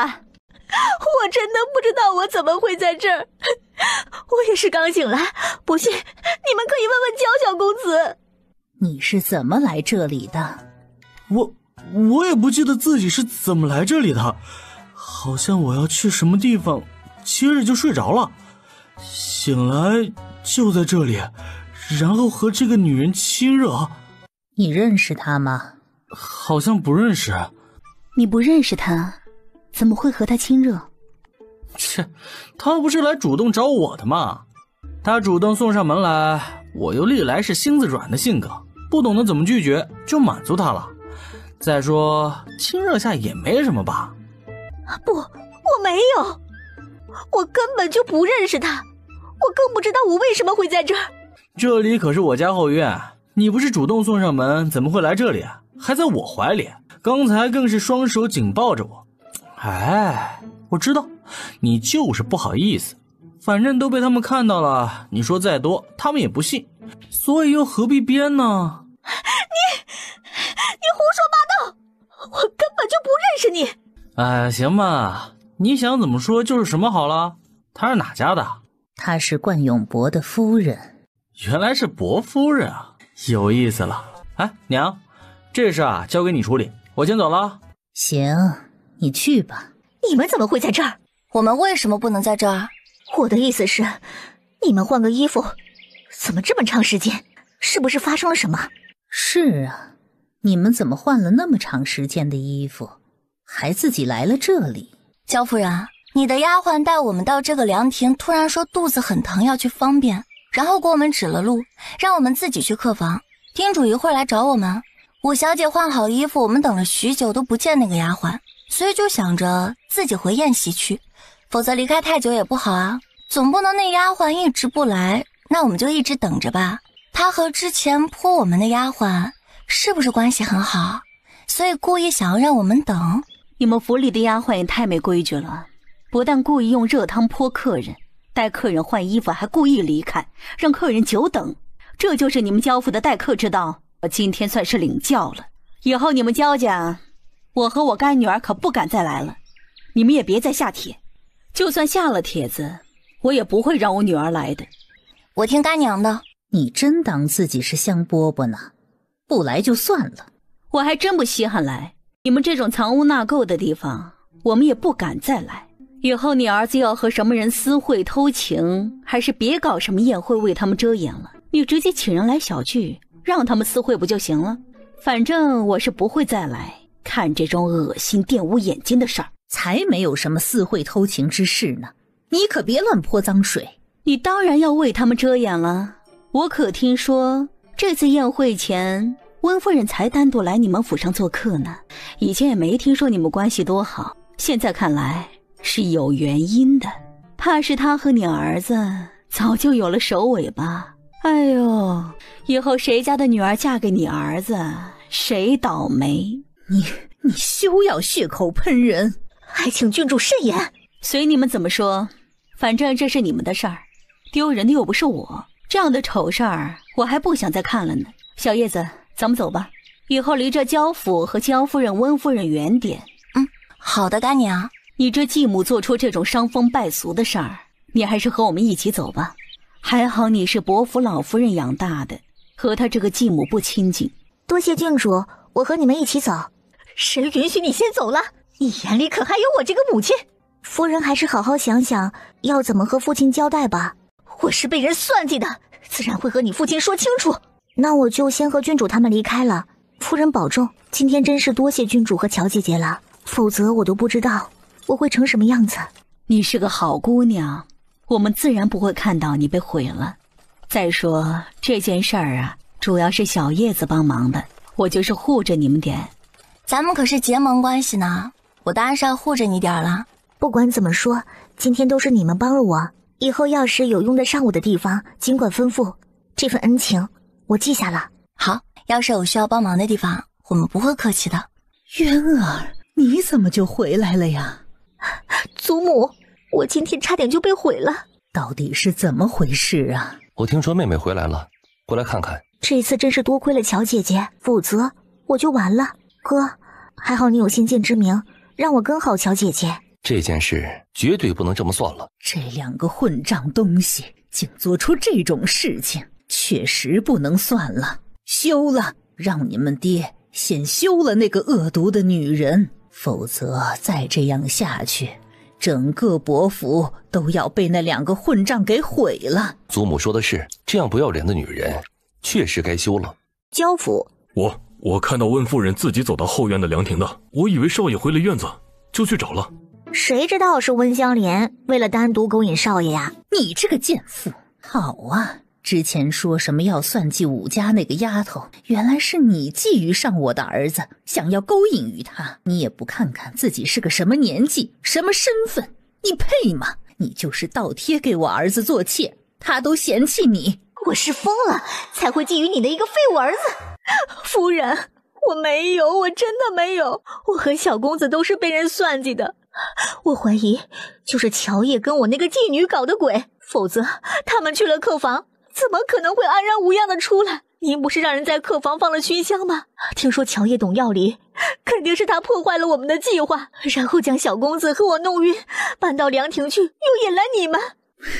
你当这是镇国公府呢？他乔叶才来京城多久，怎么指使我焦府的人做事啊？你也说了，他懂药理，肯定是去了药房发现了熏香，所以就想办法解了，他们这才安然无恙的出来。而你却觊觎我儿子，趁机对我儿子勾引并且下手，你这个贱妇，我和你没完！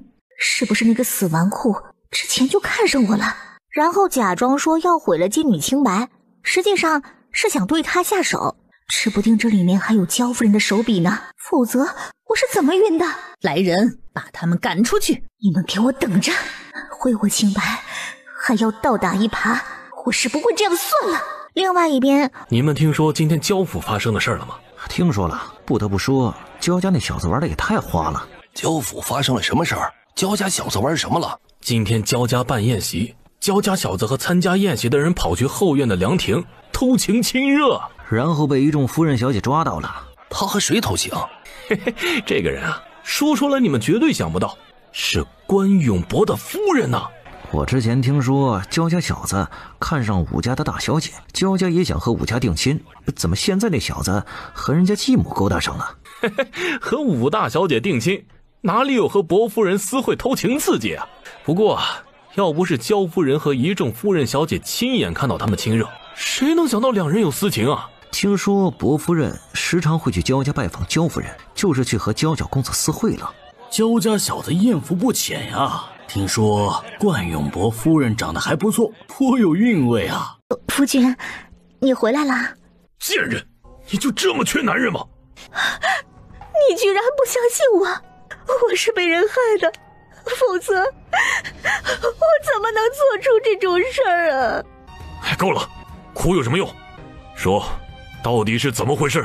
我和焦夫人商量，让他们私会被人看到，然后再定亲。你怎么就那么不小心？你知道你做的事现在已经传遍京城了吗？现在都传你早就和焦家纨绔有一腿了，之前时常去焦府就是为了和焦家纨绔私会偷情。说，这是不是真的？你是不是真背叛我了？不是真的，我怎么可能背叛你呀？你相信我，相信我呀！你做出了这种事，你让我怎么见人？我今天变成了京城大家饭后的笑料，你说以后我该怎么办？这伯府的名声该怎么办？我不知道，我不知道，夫君，我真是被陷害的，你不要生气了，咱们好好想想该怎么办吧。怎么办？你说怎么办？这个伯府你怕是暂时不能待下去了。你是什么意思啊？你去京郊附近的庄子住一段时间吧，等京城的流言蜚语没了，你再回来。去，我去。明天一早我就让人送你去庄子。没想到我这个薄凉狠心的爹对温香莲倒真是重情义。不能就这么算了，去把伯爷叫过来。母亲，您这是怎么了？你还有脸问我怎么了？我只问你一句，你媳妇儿做了那么丢人的事情，你要怎么办？我能怎么办？只有暂时将她送去庄子上避一避了。你可真是糊涂啊！发生了这样的事情，避一避就能过得去吗？这件事情连我这个不怎么出门的妇人都听说了，明天绝对会传遍京城。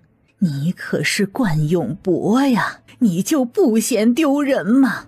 你只是将人送去庄子上，人家肯定鄙视笑你，连媳妇儿也管不住，笑你被戴了那么大的绿帽，居然也能忍。你是乌龟吗？那我要怎么办？当然是要休了这样不要脸又水性杨花的贱妇了。不管怎么说，她嫁入伯府这些年，为我生儿育女，操持家里，就这样休了，会不会太绝情？那你就去当全京城的绿乌龟和笑话吧。你正在被皇帝重用的时候，你说这件事情要是传到皇帝耳朵里，会如何看你？想要将你从你现在的位置上拉下来的人又会怎么做？会不会想去陛下面前说你连妻子也看不住，管不了？小家都治理管不下来，你还能办什么大事啊？皇上要怎么想，你以后还会有前途吗？我会好好想想的。行，你自己好好的想一想吧。我只希望看到伯府越来越好，并不是想拆散你们。你要是实在舍不下温香莲，豁出去不要以后的前途，那我也由着你。我言尽于此，要如何选择你自己考虑吧。我知道母亲是为了我好，我会好好考虑的。祖母，要是我爹真休了温香莲，你说他会想要报复吗？可能性不小，毕竟能和你爹搅和在一起那么多年的人都一样的小心眼儿，不报复我们没什么损失，要是他想办法报复，我们刚好乐得看戏。这倒是。祖母，我爹这次是不是嫌弃温香莲了？可不就是嫌弃了，否则他哪里听得进我的话去？他明明就有了想要舍弃温香莲的想法，只是还没有彻底下决心罢了。他以前不是都没有嫌弃温香莲成过亲，还生过2个孩子吗？怎么现在温香莲就被人抱着亲了下脸，他就嫌弃，还准备放弃了？哼，你以为他以前不顾温香莲的身份将人娶进门，真全是因为深情？难道不是吗？曾经不过是爱不到他的利益罢了，后来他突然能回来，不就舍弃了温香莲，为了得到我的支持而娶了你娘吗？和你娘成婚之后，不管他是真心还是假意，对你娘都很好，更甚至还很爱重，连通房小妾都是你娘给他安排的。你娘是家中的嫡女，出身又很好，所以对他可不会像是温香莲那样捧着仰望着。所以呀，你娘死后，他应该不再想娶一个高门贵女来那么尊重着。外加那会儿高门贵女哪有我对他有用啊？我利用手头所有的关系，外加我娘家一直对他扶持，他才能坐稳这伯爷的位置，才能尽有实权的武城司马，并一步步的高升。他知道，我怕他娶一个高门贵女而对你们不好，我压不住。所以啊，为了让我安心，他就想到了温香莲。这次温香莲可是当着那么多的人被一个纨绔又抱又亲，更是传遍了京城。你爹被戴了绿帽之事被大家都知道了，他就会觉得丢脸和难堪，在同僚面前抬不起头来，怕被人笑话。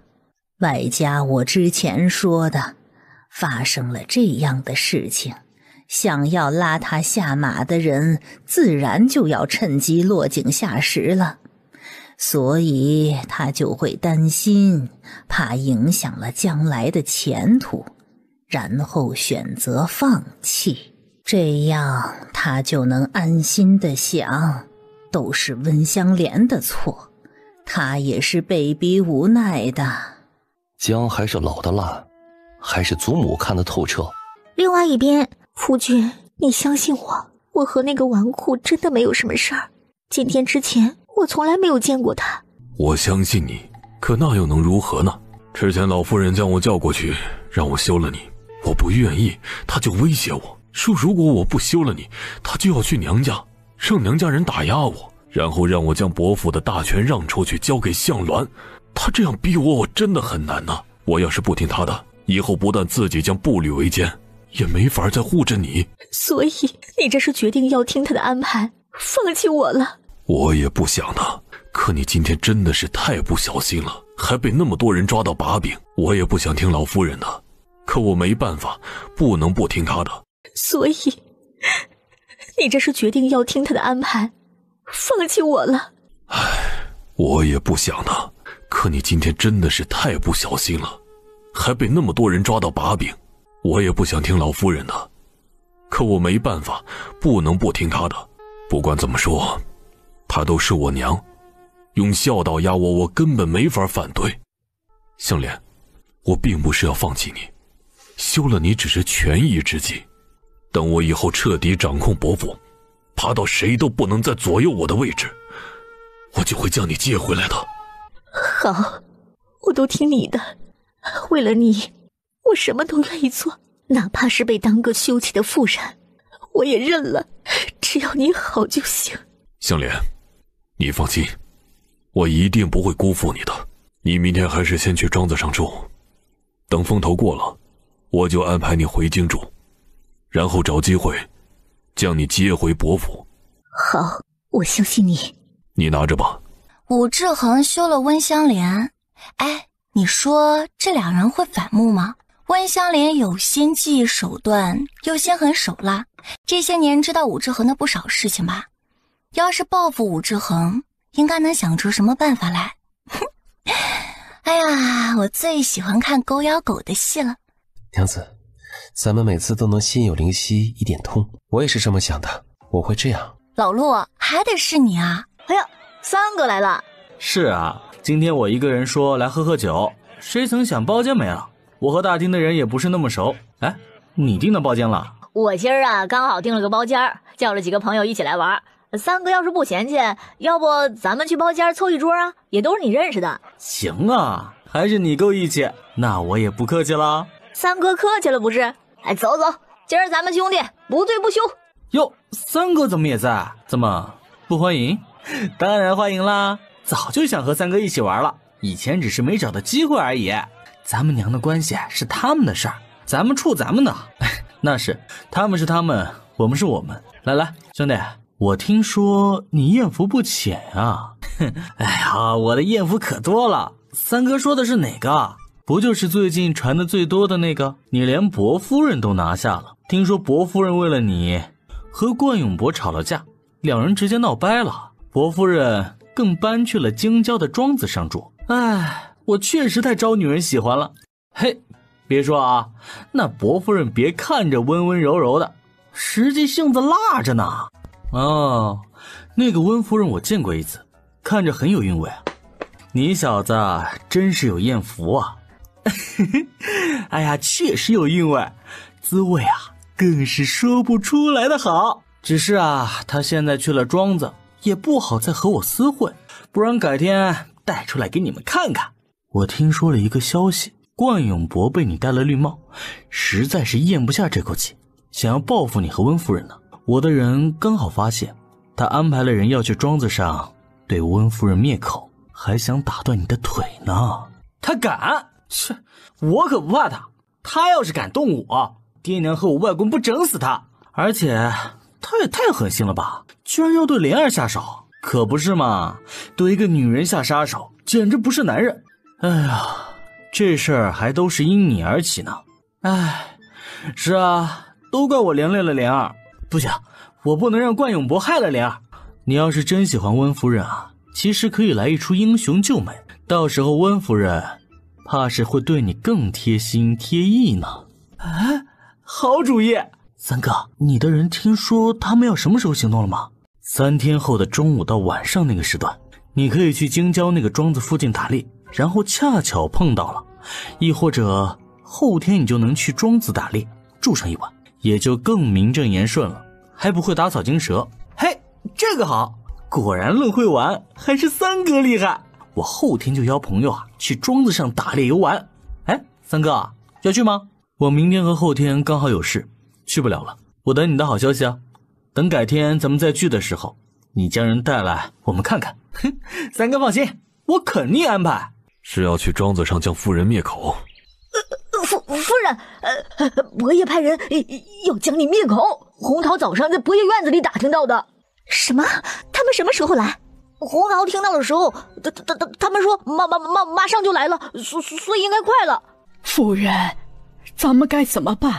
走，咱们赶快走，躲到山上去，立即收拾干粮就走，其他的先不管了。夫人，他们追上来了，加快速度，尽快到山脚。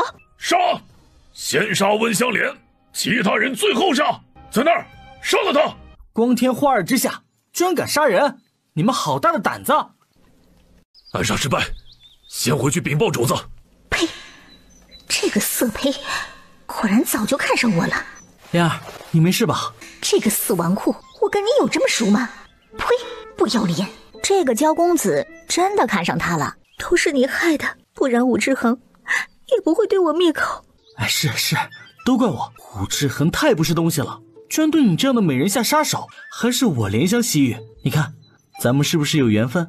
昨天朋友叫我来这边打猎，今天就凑巧的遇到救了你。今天的事确实谢谢你，以后我会找机会报答你的。打扰你们打猎，抱歉了，我先告辞了。夫人，您现在要回庄子上去吗？这也太不安全了吧？不安全又能怎么样？我们还有能躲的地方吗？时也命也，只能听天由命了。哎呀，你的丫鬟说的对啊，你现在回庄子上住，那不是等着武志恒继续来杀吗？能活着，干嘛要想不开去送死呢？不然我能怎么样？我又没法对抗他。我要是也有人能用，我就直接让人去反杀他，何必认命啊？嘿嘿，你不是还有我吗？认什么命啊？跟我走，我保护你啊！说话就说话，别靠这么近。要不是之前因为你的事儿，武志恒能这样对我吗？我要是跟你走，岂不坐实了之前的事儿？他对你都这么狠心绝情了，你还管他怎么想的干嘛？我要是你，我就故意气死他，报复他。怎么气死报复他？当然是直接跟我回去，给他坐实戴绿帽子。他之前冤枉你，还要杀了你，又不愿意相信你，现在你坐实了这事儿，气死他，膈应死他，不就是报仇了？最重要的是有我护着你，他就不敢再动你了。除非他想和我们焦家还有荣国公府为敌，就算他坐不住，非要再杀了，我也有把握能护住你。这不就让他更憋屈，让他更会被京城的人笑话。你说的对，他对我这样狠心绝情，那我也不要让他好过。好，我跟你走。这就对了，我知道你是聪明人，真厉害呀！就这样将伯爵夫人哄到手了？就是，说说呗，也让咱们饱饱耳福。切，可有你们学的了。是不是庄子那边有消息传来了？如你所料，温香莲真的成功的勾住了娇小公子。看来他在对付男人上果然很有一套。他很聪明，猜到娇小公子看上了他什么。娇小公子将他安置在了一个宅子里，温香莲应该是不想去焦家的，毕竟对上焦夫人会被打压。但他不去焦家，咱们就没法看他和焦夫人互咬起来的乐子了。少爷夫人，打骨机已经造好了，你们看看，这打骨机还能一起脱骨，便利又好用，这用起来啊太方便了，能省事很多呢。你们都觉得好用，那肯定不会错啊。耕地器的呢？耕地器也好用，比现在用的能省力许多。不只是人用着省力，牛拉着也轻不少。再加个你画了造出来的开关漏斗，还能连播种一起，太好用了。这些东西要是献上去，并全大营推广，能让农民们省时省力多了。过几天我们就找机会去献上去。早点献上去好，今年打造出来，明年开始就能分发下去了。夫人给我的其他图纸，我们继续研究打造。啊，那个三轮车是好东西，我们接下来就搞这个。这个可以，你过几天去献吗？这个呢，你去献吧，让干娘或者林哥帮忙去跟皇上说说，这次的功劳加上上次的，皇上可能会主动封你一个相君。不急啊，咱们一步步来，先封个相君，等之后有了其他功劳，直接封个县主，也就不唐突啦。确实，咱们得一步步的来，相君不过是个跳板罢了。你那个计划准备什么时候献上去？明年吧。你去参加会试，要是刚好考到边境方面的策论，就可以把你想的计谋政策写上去，而我拿来提供方子。要是不考的话，那就等你考中进士再去和皇上献计，我先封，咱们夫妻齐心，其利断金。要是那样的话，确实会是一个好时机。这次你哥接连拿回了好几座丢失的城池，打仗啊就是烧钱，还有城池拿回来之后呢，要怎么管？边境的矛盾什么的，等等等等，也都是朝廷需要解决的问题。所以我猜测呢，明年会试很有可能就会考这个。那不就刚好了？咱们夫妻一起风光。哼，这话我喜欢。巧巧娘子好啊。你认识我？我叫敏秀，来自府城。我不认识你。我有件很重要的事情想和你说说，是关于你相公，还有冠永伯府和胡公子的。这么说的话，我大约猜到你的身份了。巧巧娘子果然聪慧，那你有兴趣听一听我要说的事吗？行啊，正好我这会没事，那就听听吧。巧巧娘子，你看看想喝什么茶？所以这人其实表面上是武志恒和胡公子找来的，实际上却和反贼有关。小小娘子，我之前和你相公见过，也不知道你听他说过没有。在府城的一个酒楼，果然那天的女子是你啊！这么说来，你其实是故意接近我相公的。确实是像他说的，你模仿了我的痕迹很重。看来陆公子那天已经看出问题了，难怪他那么敏捷躲避我，还反将了胡公子一军。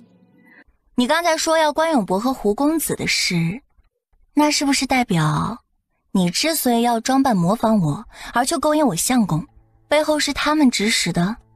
对，你很聪明，全猜对了。你今天来找我，应该不只是想要告诉我这个吧？我这个人不喜欢绕圈子，你直接说目的吧。因为我也是受害者，我之所以会来京城，都是他们逼我的。我娘和我妹妹在他们手里。那你来找我干嘛？总不会是想让我配合你，让我相公被你勾引吧？说实话，我可没那么大度。谁要是真想要打我相公的主意，我可是会出手不客气的。我相公更不可能背着我和哪个女子勾勾搭搭，要是他敢这么做，我就踹了他。小小娘子，你可千万不要误会，我对陆公子并没有什么想法。我之所以来找你而没有去找他，就是想跟他保持距离，不影响你们夫妻感情。我这次来找你是想和你谈合作的。和我们合作？你娘和妹妹不是在他们手里吗？你就不怕和我们合作被他们知晓，然后对你的亲人不利？我要是办不好，他们才是更要害我的亲人，而且我爹和哥哥就是他们害死的。他们看中了我，觉得我外貌气质上跟你有一些像，就将我爹和我哥哥害死，推我去当了家里的主事人，让我抛头露面的做生意。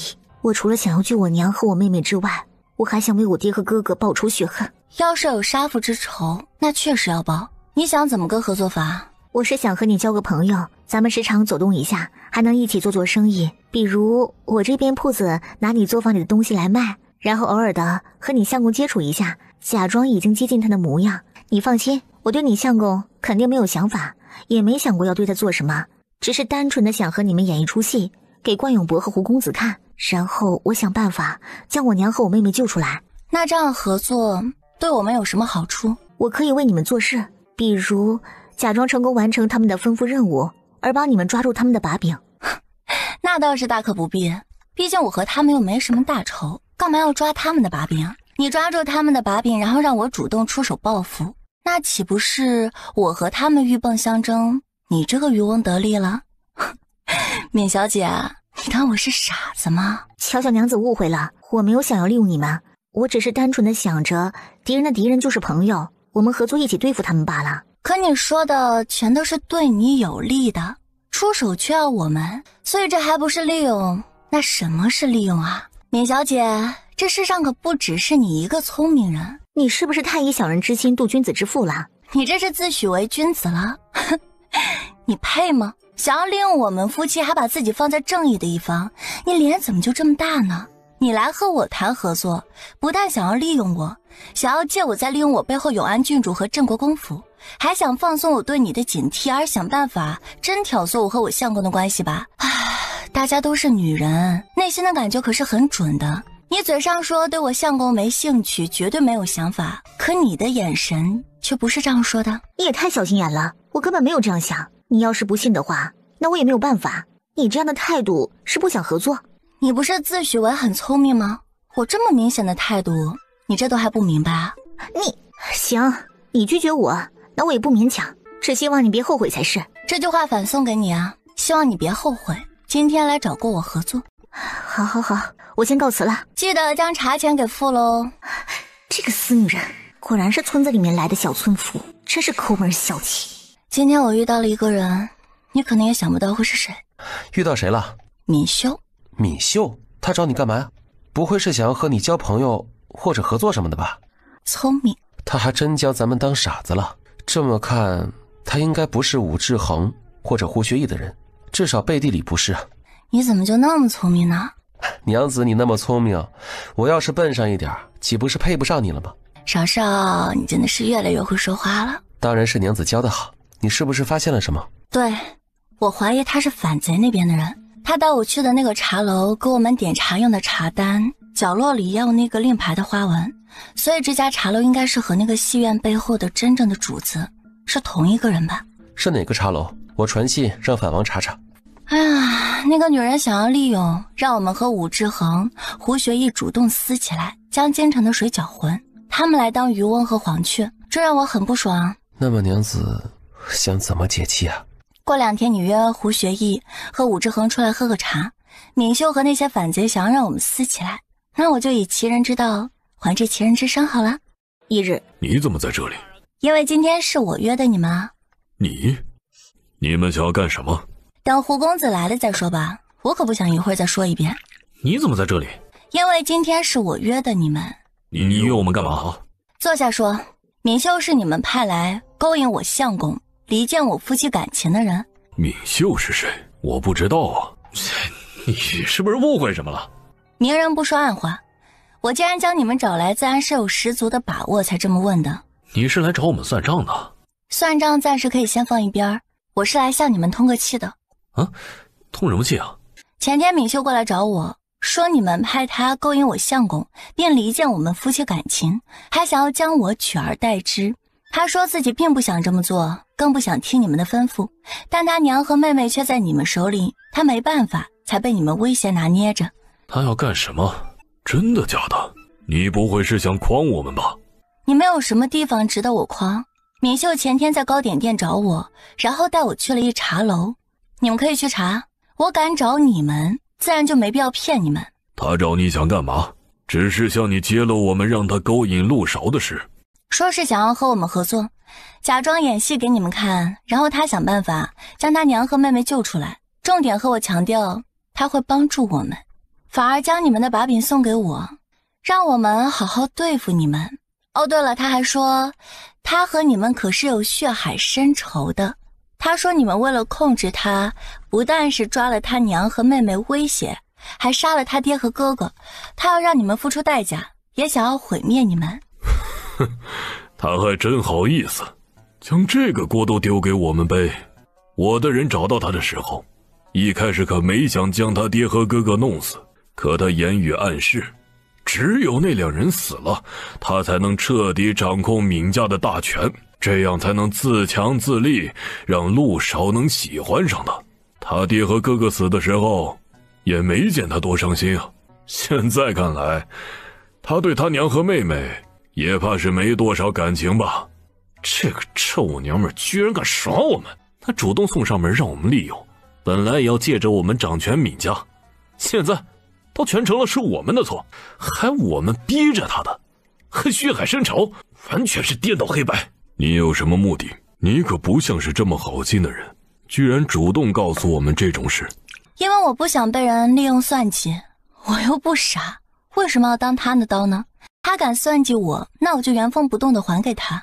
对你们通气是想着让你们去收拾他呢。我这个人从来不主动惹事，但谁要招惹我，我就会以其人之道还治其人之身。那你要不要和我们合作？你也当我们傻？和闵秀合作那是进狼窝，和你们合作也是进虎穴。再说了，咱们可还是有血海深仇的，那账早晚都是要算。闵秀不是好人，你们也不是个什么好鸟，我和你们合作与虎谋皮的事，我们才不干呢。行吧，你们不想合作就算了，我们也不会强求。闵秀的事我们会处理，你们就不用管了。放心吧，我们对管闵秀没有任何的兴趣，你们将自己的狗管好就行了。对了，闵秀敢算计和阴你们，又想利用我们，背后肯定是有人给他撑腰，你们可以查查，别被人给卖了，给人家数钱不说，还沾沾自喜的是认为你们有多厉害呢。到时候闵秀和他背后的人指不定是怎么笑话你们蠢如猪呢。说谁蠢如猪呢？这不是明摆着说你们吗？再说也不是我说的啊，而是闵秀和他背后的人这么看的。你们被人这么算计，又一直被玩弄于股掌之中，不就是你我们先告辞了，以后要是再有这种事，你可以再找我们。你们还想再被玩一次啊？还是自己学聪明点吧。说的我们很蠢一样，死丫头，太气人了。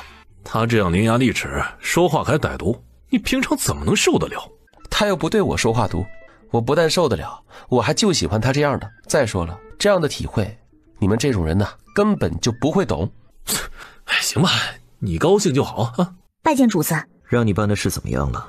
失败了。这个乔叶还真难搞和难缠。既然这样，那你还是从陆少那边下手吧，然后再挑唆下胡学义和武志恒，主动去对付乔叶。说要从胡学义那边下手吧，他性子更冲动嚣张，你可以暗示挑唆，让他去找宫里的姐姐诉苦，然后借用那位妃子的手来收拾乔叶。最近京城得要闹点事出来才好。是，又过了2天。杨哥，宋公子，你们这是？我有点事。你们这是要干嘛呀？如果不方便的话，可以不用说。我们被一个女人耍了，今天过来会会她，也和之前五皇子吩咐的事有关。走，去包间跟我说说。这么看来，这个敏秀确实有很大问题啊！不愧是我看上的娘们儿，这乔叶还真是聪明机敏呀。这种以其人之道还治其人之身的方法，也怕是只有他才能想出来吧。杨哥，你这喜好是让我们有点吃不消啊。你不懂，乔叶这样的小娘们儿征服才更有意思呢。以后让她进了我宋府，对我贴心贴意的，是不是很有成就感呢？确实有成就感。你是说敏秀只约了你了？是啊。杨哥，你说敏秀单独约我出来是想干嘛呀？可能是有什么目的。一会儿见面你可别主动训斥，别将乔叶告诉你的事儿说给敏秀听，你就先假装问他，让他主动说出来约你见面什么目的。那他怎么只约了我，而没约上关永博呢？应该是想着你更容易算计吧。早知道不问啊。一会儿我也不走了，进里间听听他要干嘛。见过胡公子。之前让你办的事办得怎么样了？没办成，陆少那边防备心很重，很难下手。我原本想着主动接近乔叶，想从他这边入手的，比如跟他交好再去接近陆少，可他不但不搭理我，还骂我觊觎他相公。他不只是骂我，连你也一起骂呢。他骂我什么了？他说像我这样的商女就该配你这样的癞蛤蟆，让我别觊觎他相公了，还不如把你这只癞蛤蟆抓在手里。你虽然是个不成器的废物，但却也是世家少爷，我这样的身份要是能进胡家，那也算是不错了。他还骂你蠢猪，好掌控。够了，这个死丫头竟然敢这么骂我，哼，胆子也太大了。是啊，他可不就是仗着有永安君主撑腰，所以行事很嚣张吗？不管怎么说，比起胡公子来，他才是要什么身份都没有，他哪里有资格这样鄙视骂你啊？公子，我都为你抱不平，我当时听着就很生气，所以因此跟他还吵了一架呢。这死丫头敢这么诋毁我，我一定不会放过她的。只是她一个女子，又时常在府里不出来，我也不好收拾她呀。公子，其实也不用你自己出马。怎么说？公子可以进宫找娘娘诉苦啊，将乔叶怎么骂你的话说说，让娘娘为你做主，乔叶还敢反抗顶撞不成？这样也能让乔叶知道，公子你可不是好惹的，乔叶那个臭丫头也别想在你面前嚣张。我想想。公子，这是最能收拾乔叶的好办法，也只有你能做到了。确实，也只有我能做到。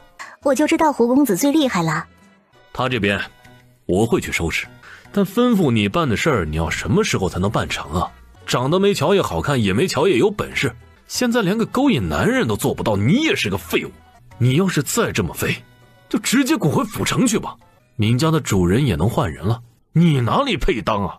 哼，也难怪陆少看不上你。你和乔叶相比，确实像是东施效颦。虽然那死丫头很讨人厌，但有一点还是得承认啊，她确实有嚣张的资本。你呢，却只能靠我们这些男人背后的支持。你的表现真是太让我失望了啊！也难怪之前关永博就跟我说，就你这样的废物，怕是很难成事儿啊。他说别说是陆少，就是他要在乔叶和你之间选，他也选乔叶。建议要是你再不行，就换其他人来吧。我觉得很有道理啊。你要是做不好，那我们就换其他女人去办了。哼，这死纨绔故意拉仇恨，还要带上我，真是缺德。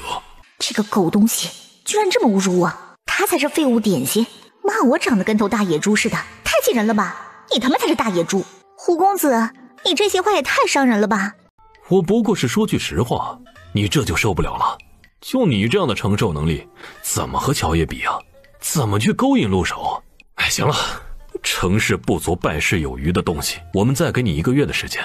你如果还是不能成功勾引上陆韶，我们就只有送你回府城了，亦或者废物利用，将你送给京城里某个我们还能用得上的高官老头做妾了。这个死纨绔太恶毒了，我才不要给什么老头做妾呢！你这个死猪！想想你娘和你妹妹，你应该知道要怎么做吧？我明白，我一定争取1个月内拿下陆韶。好，那我就等你的好消息了。只希望你可别再这么废物了。行，你走吧。脑子没那么聪明，性子又冲动，果然容易被人当软柿子捏。看什么看啊？别以为在那女人的心里你会有多聪明，否则也不会一样被她耍了。这个臭娘们的胆子还真大，她为什么非要挑唆你们互相出手呢？难不成她真想帮她爹和哥哥报仇？哎，是啊，她到底想干什么呀？会不会其实是她背后的人更希望胡家跟乔叶对上，牵扯到宫中娘娘，势必会将永安郡主和太后娘娘扯进来。接着胡家下场，镇国公府自然就不会落下。再牵扯广一点，我表哥一系和七皇子那边都可能陆续下场。乔叶那边依靠的可不只是镇国公府，苗飞与石松磊跟他走得近，七皇子和令号曲己跟他走得也近。这要是胡家对他太过分，这些人怕也不会干看着吧。我看上去就真这么傻？杨哥，我们查到闵秀后面和京城戏院的老板有关，我记得这戏院的老板好像是咱们这边的人吧？这其中是不是有什么误会啊？确定闵秀背后之人是戏院的老板？我和关永博查到的都是。对，这一点我的人很确定。如果是这样的话，那就只有2种可能，要不是戏院老板自作主张让闵秀这么做的，要不就是戏院老板表面是我们的人，实际上已经被其他人收买了。宋少，我觉得后者可能性更大，毕竟要不是乔叶神来一笔，咱们可不会知道闵秀有问题，然后去查闵秀背后是谁撑腰呢。要是他背叛了，那也不会是太子的人。我去和五皇子商量一下，你们先别动闵秀，也不要再继续查闵秀和戏院的事儿。等我跟五皇子商议之后，这事儿我会来处理。好，那就麻烦杨哥了，那就麻烦宋公子了。京城那家戏楼的老板是老八母妃的娘家人，难道被其他人收买了？要不老八对我有了异心？我们暗中好好调查，先不要打草惊蛇。这次要不是乔叶，咱们还真不知道那戏院老板有问题呢。他这次也算是阴差阳错帮了我们一把。你要是真对他兴趣那么浓，就抓紧点，否则等陆少考中进士当了官，就没现在这么好弄了。放心，我有数。夫人，你站在门口干嘛？你们来了怎么不敲门？我特意为你炖了汤，刚走到门口，还没来得及敲门，就被那没规矩的妾叫住了。你太没规矩了，晚点我会派管事嬷嬷去后院好好教教你。公子，人家也是听说你回来了，特意给你炖了汤。夫人刚才说谎，她明明就在门口站了一会儿，我发现她在偷听你们说话，这才叫她的。夫人以后要是想给我送汤，还是让丫鬟送来就行了，不劳累你了。还有小莲，我就喜欢她这样大大咧咧直率的性子，没有必要让什么嬷嬷教她规矩，让她变得跟其他人一样。夫人，公子的话你都听到了吧？他可就喜欢我的大大咧咧的直率和不做作呢。既然公子喜欢，那你就好好保持你的这大大咧咧的性子吧。我这里也不用你送汤了，你先回院子吧，我晚一点再来看你。公子，那我等你呢。同样是乔家人，怎么乔小莲跟乔叶相差这么大呀？表弟，你这些妻妾都不是省油的灯，你这一天天的日子啊，还真是多姿多彩啊。用来打发时间的。你夫人不知道刚才听了多少进去。她这次确实过了，我以后会注意她的。还是注意点好，毕竟焦家现在对我的态度很是模棱两可，只要没有明确站我们，都还是防着点。我明白。你说咱们要不要让胡学义去和乔爷也通一通气，告诉乔爷真正要算计他们夫妻的人是戏院的老板，以乔爷的性子应该不会就这么算了。他要是去找戏院的麻烦，正好试探下，我们趁机找机会着手查看一下。那背后是人是鬼，总要揪出来看看。这倒是个不错的主意。我让人给胡学义传消息。哎，对了，我再让胡学义对他透露一下，原本你是戏院的后台，但敏秀这件事儿我们确实都不知道，却是那个戏院老板搞出的。他要是想撒气，可以尽管撒，咱们都不会插手管，或者因为这是迁怒对付他。都向他透露了，他们夫妻都是聪明人，想必不会误会。这种锅咱们可不背。娘子想什么呢？胡学义今天让人送了消息过来，说那个戏院表面的后台呢是五皇子，但是他们并没有吩咐敏秀这么做，全是戏院老板指使的。我要是想出气，尽管去出，他们绝对不会插手，或者是找我麻烦。哦，对了，还透露一个消息，那戏院的老板是八皇子的娘家人。你说这个戏院的老板会是敏秀背后真正的主子吗？反王那边所查到的事情，那戏院老板现在并不怎么管事。那个老板呢，是八皇子的舅舅，现在戏院中的事情都全权交于他儿子来管。老板有没有问题还不能完全确定，但他的儿子绝对有问题。这倒是。八皇子会有问题吗？八皇子这个人表现出的是对五皇子很忠心，自己并没有拉拢谁或者有势力。他从小便跟在五皇子身边，不是很起眼，但却是五皇子党的核心人物之一。参与了夺嫡的皇子，除非是像七皇子对太子那样的真正兄弟情，或者是真没办法被拉下水，为了以后的日子不会太难过才会投靠某个兄弟，否则怕是不会甘心为另外一个兄弟多忠心的。八皇子指不定也有夺嫡的心，只是一直没有表现出来，特别是这种表面不起眼才可能是城府最深的，毕竟咬人的狗不叫。这个人你们最好多注意点。有五皇子和宋少阳给我撑腰呢，我不去好好闹一番，这也太对不起他们的算计了。七皇子回来了，皇帝这2天应该是龙心大悦，我就趁着这个时候去闹。要是有人参我，或者是去皇上面前拱火，我就丢出要献祭的打谷机和耕地器去，让他们干瞪眼，气死他们。不愧是我家有勇有谋的娘子，永远都是那么的出其不意。那是，不只是要闹，我还要光明正大的去抢他们的生意，刚好趁着这次机会让大家知道我和他们不对付。抢了生意也是他们招惹我的，可不是我故意找茬，让谁都说不出来我的错，我就让他们偷鸡不成蚀把米。我支持娘子。同一天宫中，将七皇子带回来的焦地皮鞋安排送去边境。最近你辛苦了，能为父皇分忧是儿臣的荣幸，谈不上辛苦。再说这些焦底都是皇兄盯着让人做的，我不过是个搬运工罢了。您要奖励就给皇兄吧。呵呵，太子在琼州办的事都很漂亮，朕记着呢。还有乔爷的功劳，父皇也别忘了。放心，乔爷的功劳朕不会忘的。不只是乔爷，乔羽也是朕的福将。乔羽确实厉害，要不是父皇不许我去边境，我也想跟着乔羽去征战沙场，收复我们大眼的城池。就你这性子，还是别去边境闹人家乔羽了。找个机会，朕想召乔爷进宫见上一见。父皇确实可以见一见乔爷，和他多聊聊，指不定能有意外的收获。朕过几天就召见他。乔小娘子，好久不见了，别来无恙啊。宋公子，好久不见，你也来楼外楼用膳。宋少阳，本世子这么一个大活人在这里，你看不到吗？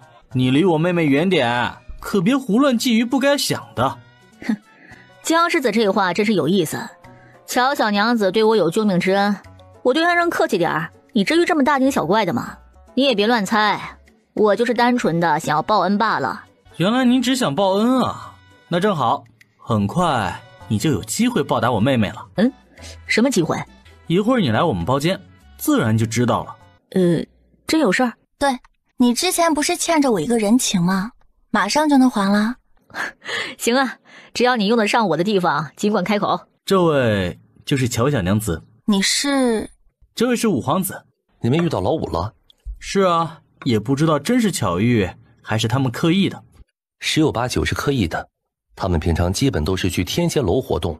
我也是这么想的，毕竟天仙楼的后台是五皇子，其中一个老板又是八皇子的三舅哥。天仙楼也和八皇子有关？老五能信得过的人不多，老八就是一个。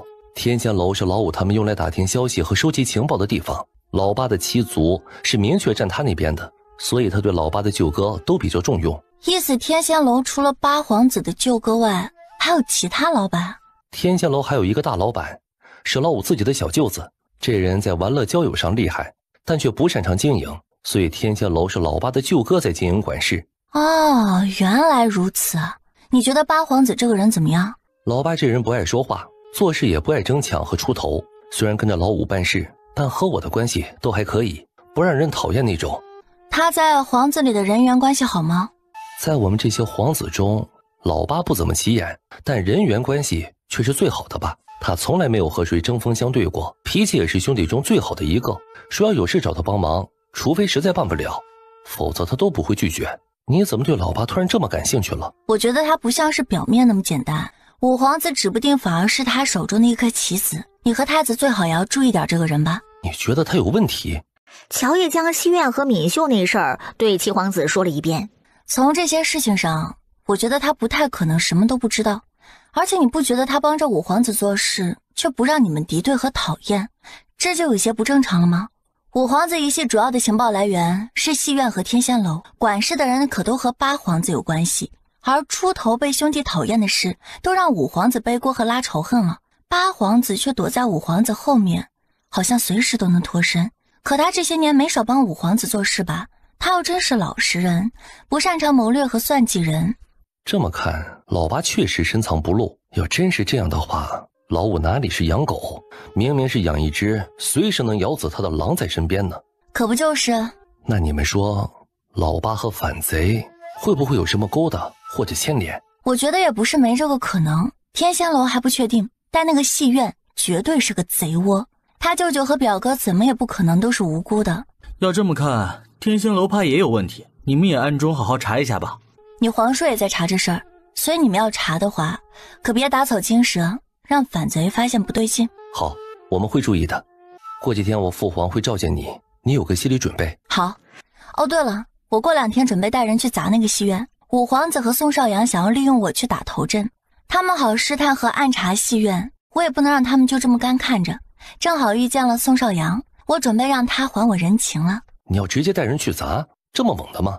他们不让我低调，那我就高调给他们看看好了。这么出其不意，绝对能惊到他们。你去砸场子那天，算我一份，我去给你撑腰。这种事自然也不能少了我。那感情好啊，有了你们撑腰，我就更可以嚣张点啦。一会儿要指示宋少阳过来，那我就直接和他说，让他到时候带人跟着我去砸，或是派一个能代表他的人跟着我去。要是五皇子和八皇子也跟着过来，那你就想办法把八皇子支走。好。过了一会儿，乔小娘子，你来京城之后还习惯吗？挺习惯的。人家有相公陪着，在哪儿感觉不都一样的，都是家嘛。你之前说想让我还人情，是想要我做什么吗？后天我准备带人去戏院砸场子，你要还我人情，就带着人跟我一起去砸。要是实在不乐意出面，那就派个你身边得力的人跟着我去。他们确实有想要乔叶惊动戏院的打算，但却没有想到这娘们这么彪悍呐。你还真是会算呢。我这还不是和你们学的，你就说这个人情你还不还吧。五皇子想阻止宋少阳，或者让宋少阳别自己跟着去了。京城上层的人基本上都知道他是戏院的后台啊，他亲表弟陪着乔叶去砸他场子，这不等于间接打他脸吗？这不合适吧？人情我当然是要还的。再说了，这也不是什么大事儿，我亲自带人跟你一起去就行了。他一向精明会算计的表弟啊，遇到乔叶这脑瓜子就坏了。女色误人啊！这就对了，去砸场子多刺激和爽快，还得自己去才能体验到。我还没有做过这么刺激的事儿呢，去体验一下也不错。这么冷的天你还扇扇子，不冷吗？这是我表哥的扇子，我帮他拿着，我的手啊习惯性拿来扇一扇。我其实啊也挺冷的。表哥，这以后这么冷的天儿，扇子你就别带出来了。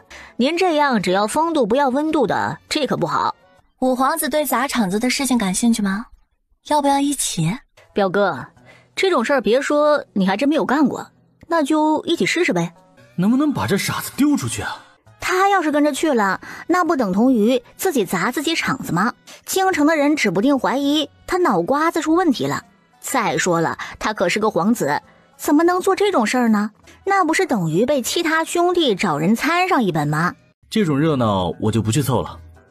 没兴趣就算了，不过这事儿还希望五皇子能保密，特别是不要告诉八皇子。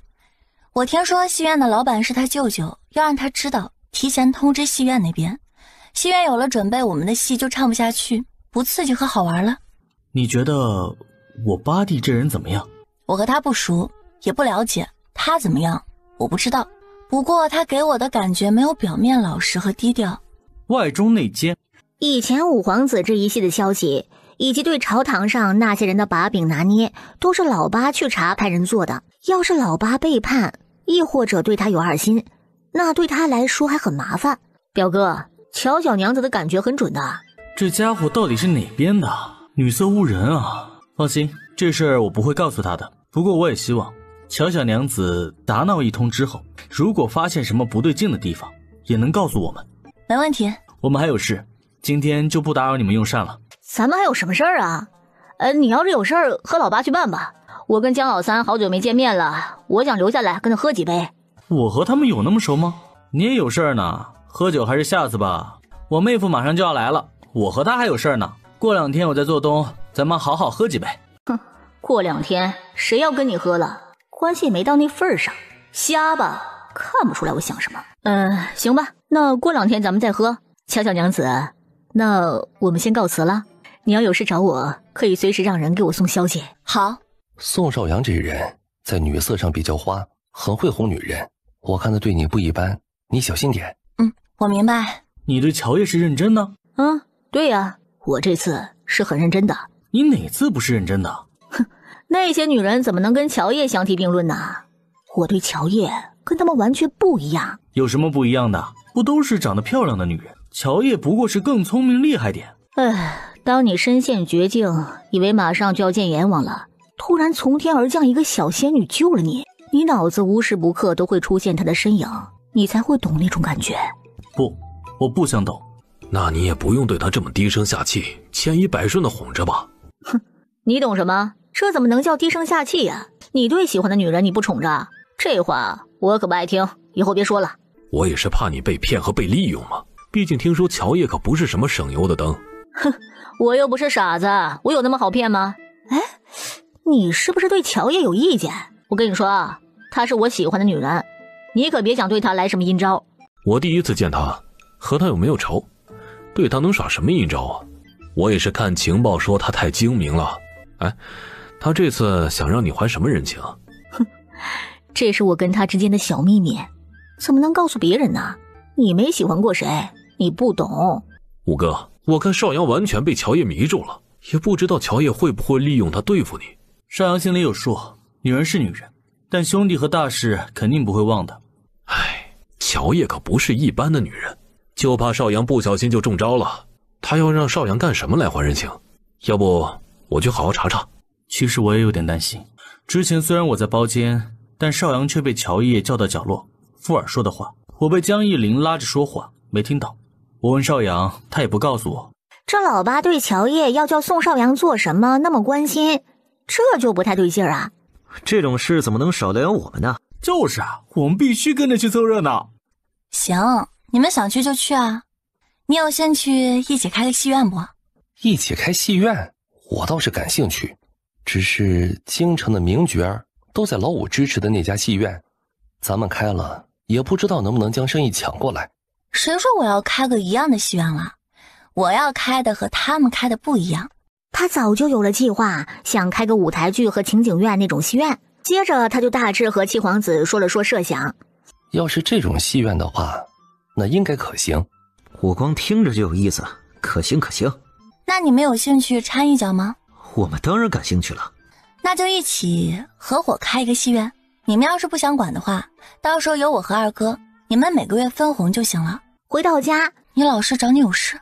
老师让我和他明天去外地拜访一位好友，可能要离开京城半个月的样子。可是我想着后天陪你去砸场子，就说我有些事情要办。你明天和秦老去拜访好友，你不用跟着我们去，你很快就要考会试了。我本来呢就想着后天让你继续去书院，现在秦老要带着你出去，那正好。你的意思是我不去戏院？对啊，我本来也就没准备带你去，这种事情啊，我自己去更好。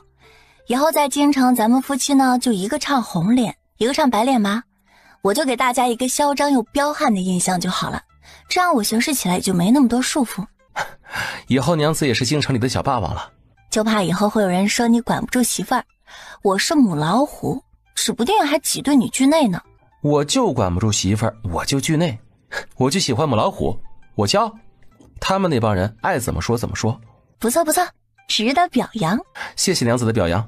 翌日，干娘，你回来啦？昨天傍晚刚回京城，我听灵儿说你们要去砸戏院，我就跟着去凑个热闹。我还吩咐了郑国公府的亲卫，让他们先赶过去，等我们到了就开砸。有干娘在，我就更有底气了。那必须的，我这次出去遇到萧景城了，那混蛋啊，居然占我便宜，被我打了一顿。他怎么占你便宜了？我们游玩到一个寺庙，上山去上香时，巧遇他下山。当天下起了雨，我不小心踩滑崴了脚，差点摔下台阶。他伸手将我拉进怀里，还蹲下帮我揉脚。当时我都懵了，给了他好几脚。他是不是早就惦记上你啦？你又知道啦？我看出来的。这混蛋啊，一定是故意的。那你对他有感觉吗？我也说不上来。占了我便宜之后，我又遇到他了。他说我是凶婆娘，他是混蛋男人，挺般配的，不如以后凑在一起过日子好了。我当时不但惊呆震惊，还懵了。不过虽然我从小就会和他吵吵闹闹，更甚至打架，但他其实每次都会让着我，只是那混蛋嘴贱，每次都把我惹生气收拾他，所以我对他并不反感。小叶子，你觉得我该怎么办？你要是不讨厌他，我觉得可以试着处处，反正他还有任务在身，也不可能很快和你拜堂成亲的。处处之后觉得合适的话，你可以考虑和他过一辈子啊。要是觉得不合适，那就和他掰了。这个不乖，干娘你就换一个。反正以干娘你的条件，要找个美男的还不简单吗？我家小叶子就是会说话，我喜欢听。你说的对，那我就和他处处看得了，合适就在一起，不合适就让他滚蛋。对，就先处处，只是不知道两个哥哥是什么看法。只要我喜欢，他们应该不会反对的。只要娘高兴就好，我和我哥都支持。果然没有白养你们。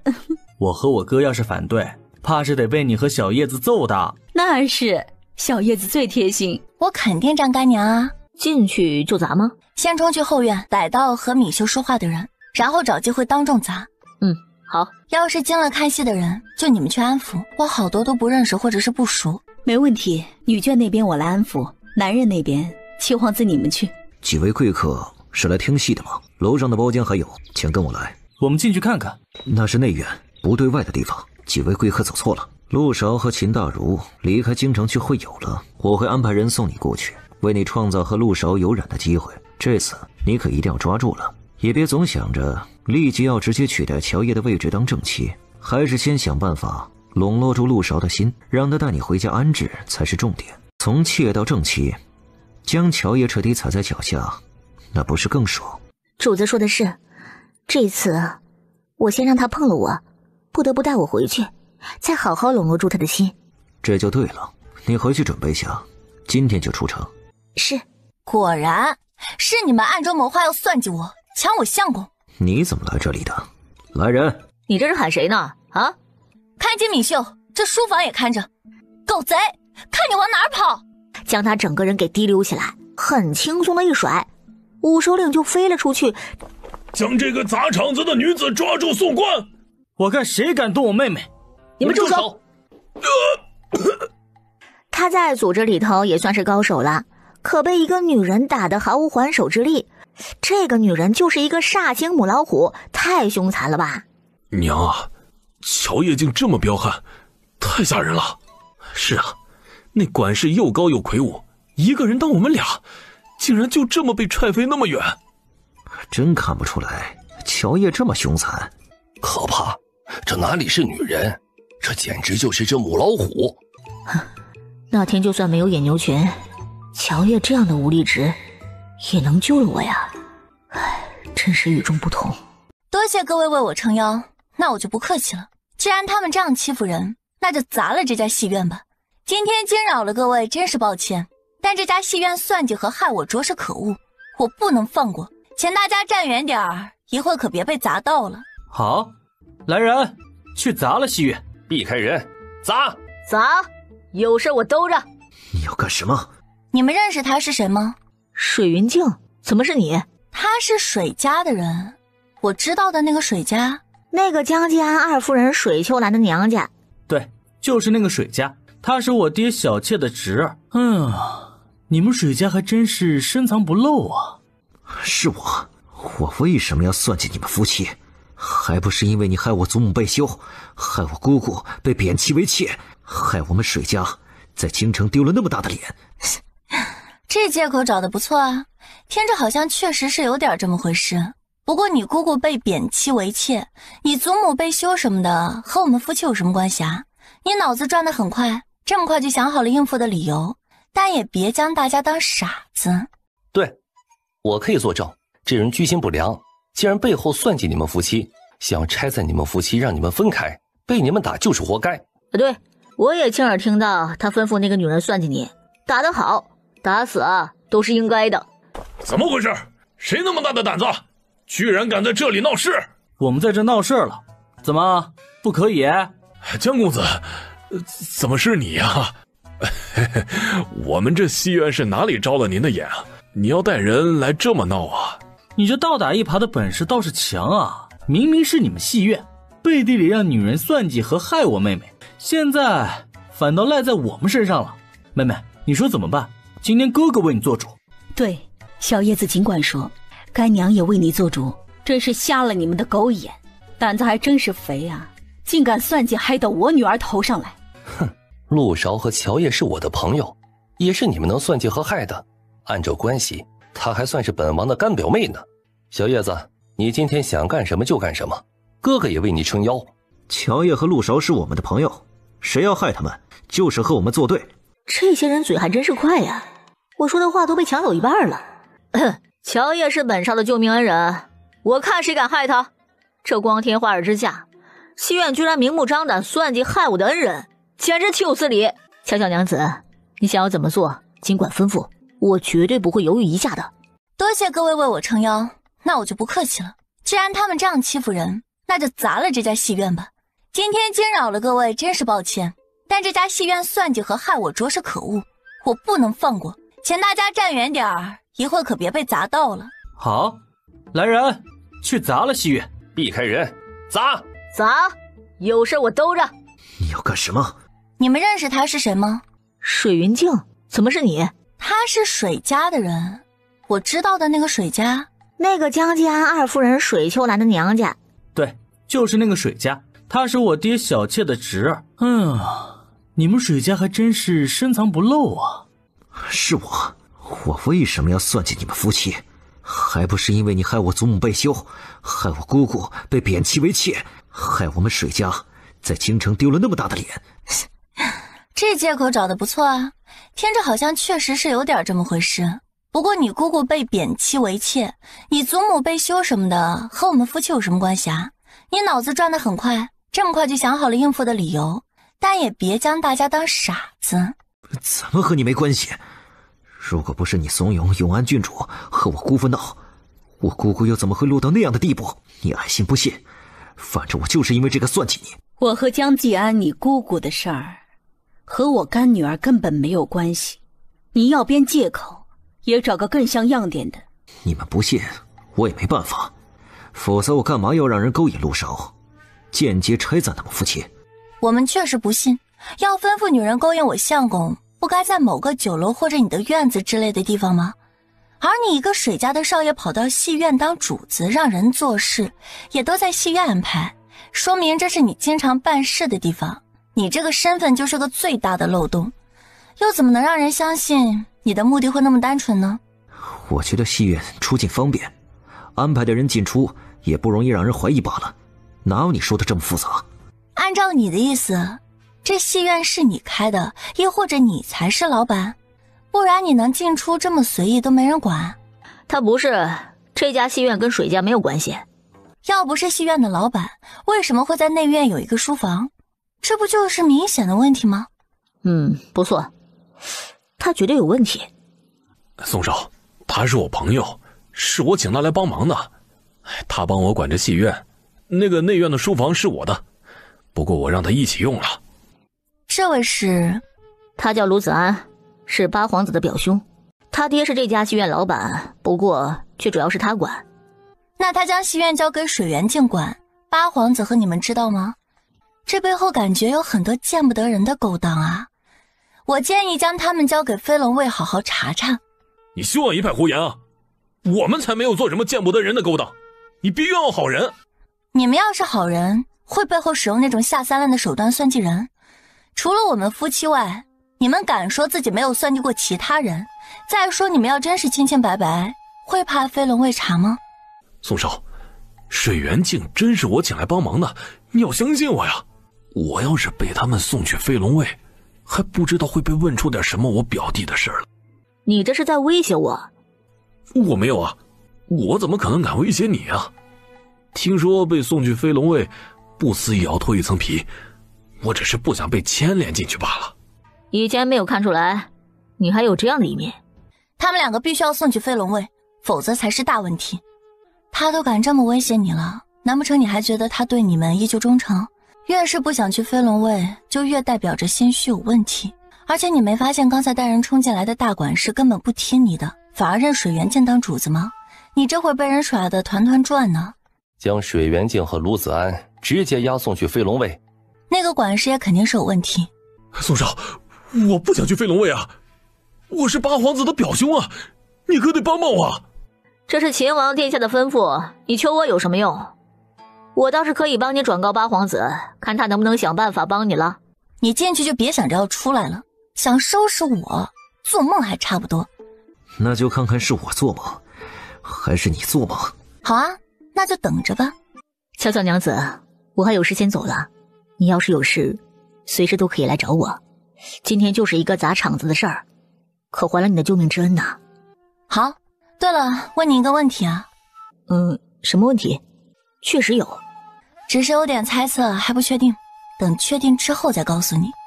好。小叶子，你是不是发现了什么？二哥知道阿片吗？我曾听说过，好像是一种会让人上瘾的东西。你怀疑卢子安用了阿片？我看卢子安的模样很像是沾染了阿片的，看水镜园的样子并不怎么怕卢子安被送到飞龙卫，将他真正的身份卖出来，说明他们应该是用什么东西控制了卢子安，我就猜测是阿片。所以二哥，你让人盯紧着点，看看这2天卢子安会不会有瘾犯，却没有阿片吸食之后的反应。好，水源镜不知道是不是反贼，我看他好像并不是那么怕去飞龙卫。我敢肯定水源镜就是反贼，还是其中的一个头领，因为他和暗杀我的那个头领长得很像，他们很有可能是兄弟。他没那么怕，应该是没想到他反贼的身份已经暴露，觉得自己咬死不吐出来这个秘密就没事儿。但是显然他太自负了。水源镜有没有不怎么出现在京城的哥哥、堂哥、表哥或者是亲哥那种？从面相上看，他和那个人更像是亲兄弟。还真有，水源镜有一个亲哥，出海去做生意，1年半载甚至更长时间才会回京城一趟，而且不怎么露面，更不喜欢交友，回来就在水府待着，基本不出门，连我都没见过。这么说，那人确实很久没回来了。要按照你的猜测，死掉的那个人就是他哥。听说他们兄弟感情很好，也难怪他对你会这样怨恨。我也是这么想的，反贼在布置一个大局，主导的玩意儿就是阿片。第2天，朝堂上就有人参乔叶太过嚣张跋扈。民妇拜见皇上，皇上万福金安。平身吧，给他们3人赐座。来京城还习惯吗？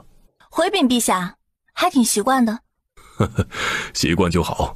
以后陆韶要考中进士，入了翰林院，你们还得在京城长居呢。承皇上吉言，您果然最有眼光。民妇也觉得相公能考中，并进翰林院。之前就听说你的性子率真耿直大方，今天一见，果然如此啊。昨天有好几名大臣参你嚣张肆意，让朕严惩你，你怎么看？我相信皇上，民妇这人从来不会主动去招惹害谁，但要是有人害民妇，那民妇也是很小心眼儿，会忍不住想要还回去。戏院的事皇上已经知道来龙去脉，民妇想您一定会秉公处理。你这丫头还真会说话呀！你都这么相信朕了，朕自然也不好再惩罚你。民妇相信皇上，所以也不会让皇上为难。这次进宫，民妇还想向皇上献祭2种改良过的耕种农具。你还要献农具？朕看看。乔叶向皇帝跟大司农演示要怎么用打谷机和耕地器。等明年秋收，百姓要是能用上打谷机，能省老鼻子事儿了。希望皇帝能将这2样农具推广。这东西好啊，这农具确实应该向百姓们推广用起来。皇上可以让工部多打造一些出来，在推广时尽量每个村都送2台。就算明年做不到各地各村都能送，但再过个2-3年也总能是够做到的。得让百姓们都知道皇帝心系百姓，爱民如子。你的提议很好，朕允了。之前你献给朝廷的橡胶方子有大用，就立了功。这次献农具又立了一功，你想要什么奖励？能为陛下效劳，能为百姓尽一尽绵薄之力，是民妇的荣幸。能对陛下和百姓有用，民妇就很高兴了，便没想过要什么奖励。你们觉得给乔叶什么奖励好？皇上的恩赐就是乔叶的荣耀，你想怎么给就怎么给好了。乔叶现在的身份还是低了点，对朝廷做出的功劳又不小。既然如此，那朕就封乔叶为福瑞将军吧。小叶子，别不好意思，这是皇上对你的嘉奖和鼓励。以后要是还有利国利民的好东西，你继续献上就行了。这个封号本就是你该得的，快谢恩吧。风华说得对。早就听说你了，今儿见了，本宫果然喜欢。小叶子，皇后娘娘赏的，快谢恩呢。民妇谢皇后赏赐。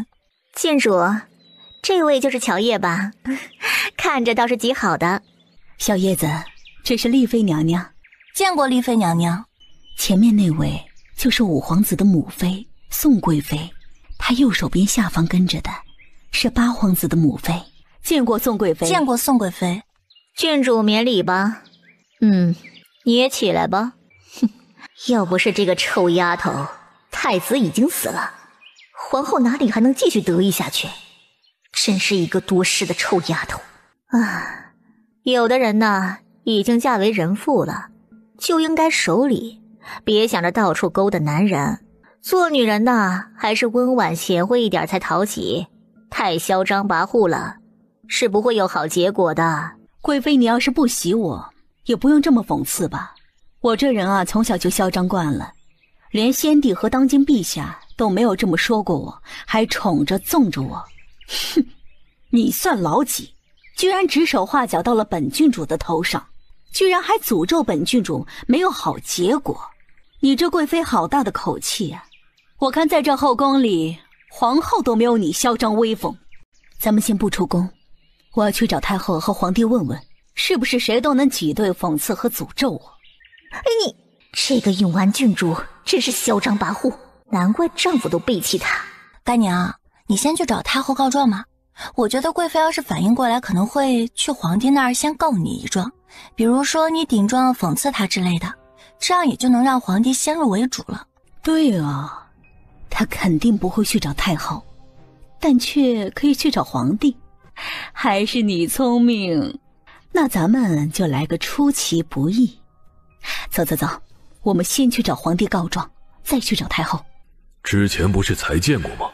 皇上，你的贵妃居然骂我太嚣张跋扈，还说我休夫之后到处去勾引男人，让我以后温婉贤惠点，更诅咒我没有好下场。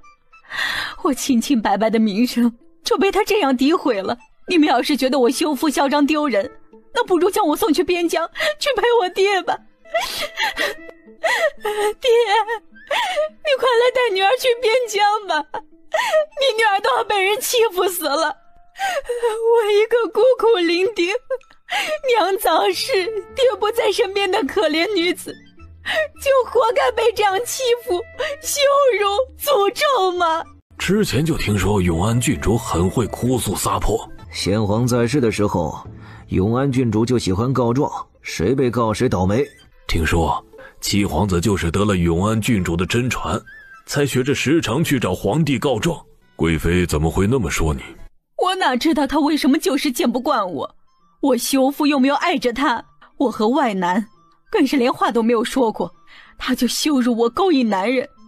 怎么，他是贵妃就能随意的冤枉羞辱人吗？不就是看我爹在边疆，郑国公府没有人护着我吗？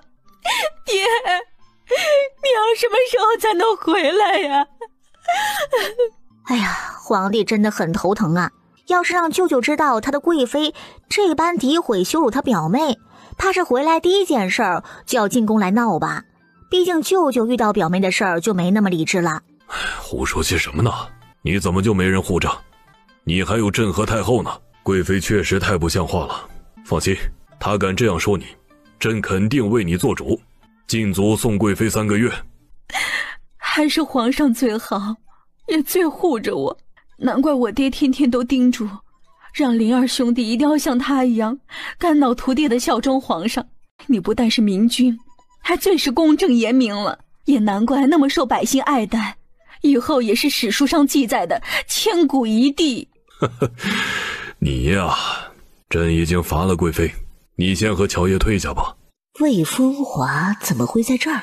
贵妃娘娘，以后说话还是积点口德吧。也该明白，就算你是高高在上的贵妃，也不是谁都能踩和羞辱的，否则再多来2次这样的惩罚，你还不得被后宫的其他妃嫔们笑死？你什么意思呀？一会儿你就知道了。你是什么身份？说话都不顾及吗？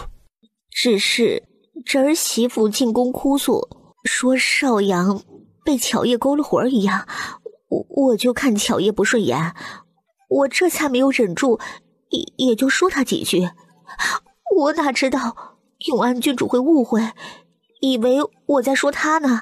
我没有说他，我想跟他解释，可他却讽刺我一通，还来找皇上告状。皇上，我是被冤枉的，我不是在说郡主。不管是谁，别把人想得那么龌龊。去吧，回去好好想想，送贵妃回宫。那个宋贵妃还真是沉不住气呀。依老奴看，她才叫做自作自受。自从宋贵妃被皇帝扶起来，又生下5皇子，在后宫越来越嚣张跋扈。是啊，她是越来越不将我这个皇后放在眼里，恨不得取而代之了。那就让宋贵妃自己去作死吧。最近京城里关于乔爷的消息传的是沸沸扬扬，我二哥的人一直盯着卢子安，确定他之前确实是吸食了阿片，被送到飞冷卫那边之后，他的瘾就发作了。一开始还忍着，之后哭着求着让给他阿片。飞冷卫审了他，但得到的消息并不是很多，只知道是水源镜给他的阿片，说是吸食之后会快活似神仙。他就试了试，之后也就戒不掉了，想再要阿片却没法得到，就只能听从水源镜的话，便将戏院交给了水源镜来管。而对8皇子，他这个当表兄的了解的并不是很多。看来京城被阿片控制的人应该不只是陆子安一个。我曾经发现几人根本不用跟反贼勾结的，可是他们不但做了，还很忠诚反贼。现在看来就是被阿片控制的。从你说吸食阿片的反应以及戒断期间的反应看，那先皇后期可能也是被阿片控制了，先皇更是暴毙而死，那会不会就是阿片导致的？那很有可能先皇就是被阿片控制了。吸食阿片的人原本有良知和理智的，最后可能是为了那一口什么都不要了，突然像是变了一个人，也冷酷无情起来，就很有可能是离不掉阿片，所以为了继续得到阿片，就只有听控制他那人的话。如果突然吸食过量的阿片，也确实会导致暴毙。你将这事也告诉法王吧，让他顺带好好查查。好，二丫的年纪已经不小了，也该说亲了。你有人选了？我呢，有个同窗，比他大2岁，人品很好，人也老实。他家里人现在想为他做媒，但是他不想娶。他跟我聊了聊，我就说呀，我这妹妹还未嫁呢，他就主动提出想娶二丫。他为什么不愿意娶家里为他做媒的？想娶二丫，不会是因为你吧？因为非要供他念书，所以他们这一房被他爷爷给分了出来。还好他爹会一门手艺，外加他一直抄书和帮人写信，才顺利的将书读下去。他们家呀就他一个儿子，他还有2个姐姐已经嫁人了。他用父母留下的积蓄在京城买了一处小院，也就他自己住，手里也还有些钱。平常除了读书，还会抄书等继续赚钱。性子是软或实在，对女子的态度呢，也没有那种高高在上的大男子主义。读书上也有天赋，这次的会试有很大希望考中进士。除了父母双亡这一点之外，其他方面条件都很不错，像是你说的潜力股。哦，原来如此。那这样的话，以后二丫要是嫁过去，还不用伺候公公婆婆。要不改天你将那个人请过来吃个饭，让2个人见一面。要是彼此都觉得还行，再谈婚论嫁。如果都看不对眼，或者其中一人对对方感觉不好，那就算了。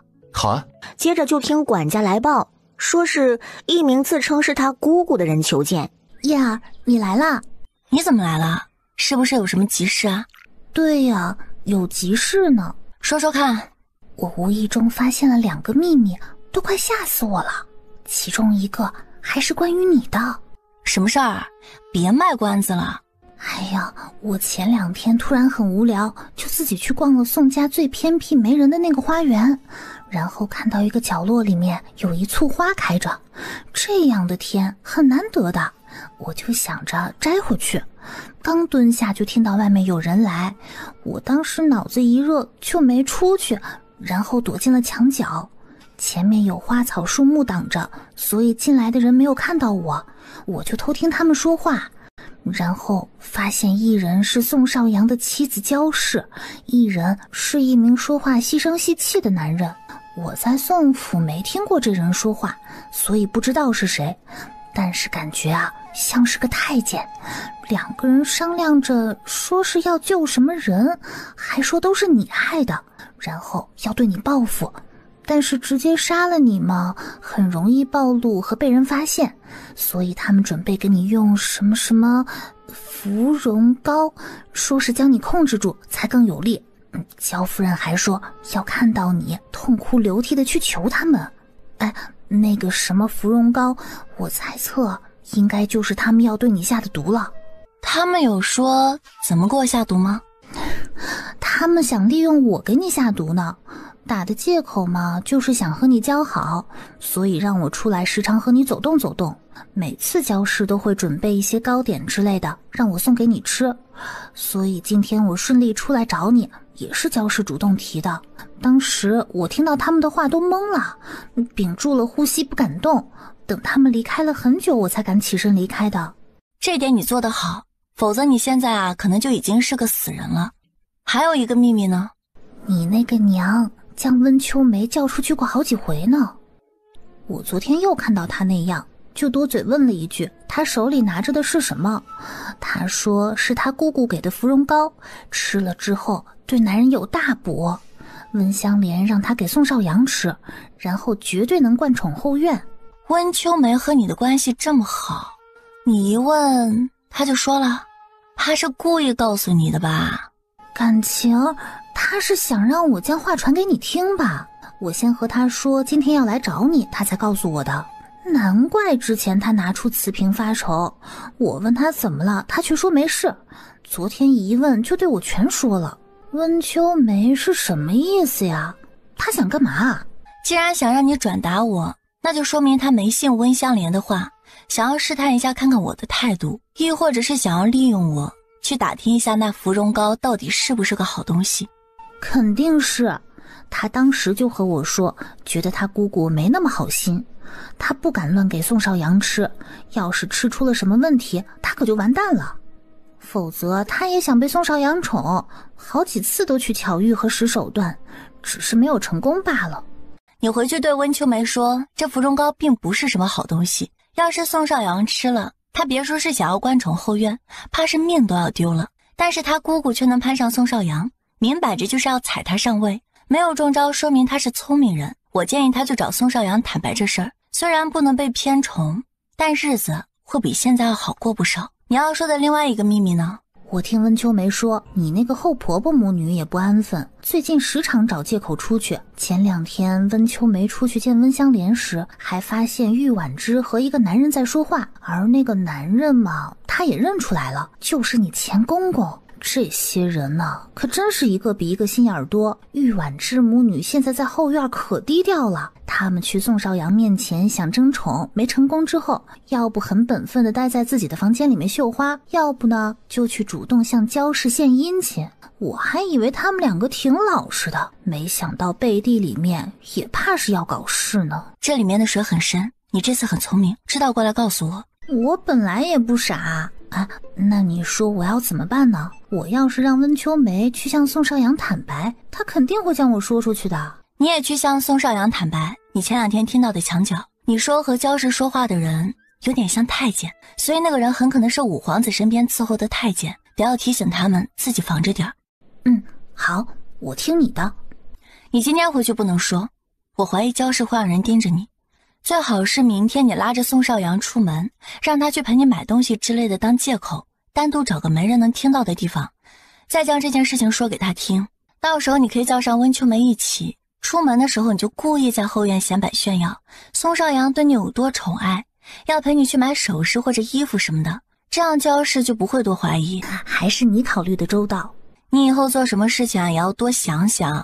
你回去之后，如果焦氏问你我吃了糕点没，你就说我咬了一口，但是不爱吃这种口味的，便就吐了。好，晚上等陆韶回来，乔叶就将这2件事告诉他。那我让人好好去查一查温香莲，再重点盯着他。他最近肯定和反贼有来往，被利用了。他肯定是有问题，除他之外，也最好再查查焦家有没有谁不对劲，是不是也被他用同样的方法下手。比如焦小公子，你前爹出现在京城，你的人发现了吗？这样也好，他们来了京城，其他几人呢也要跟着作妖，到时候一块收拾了。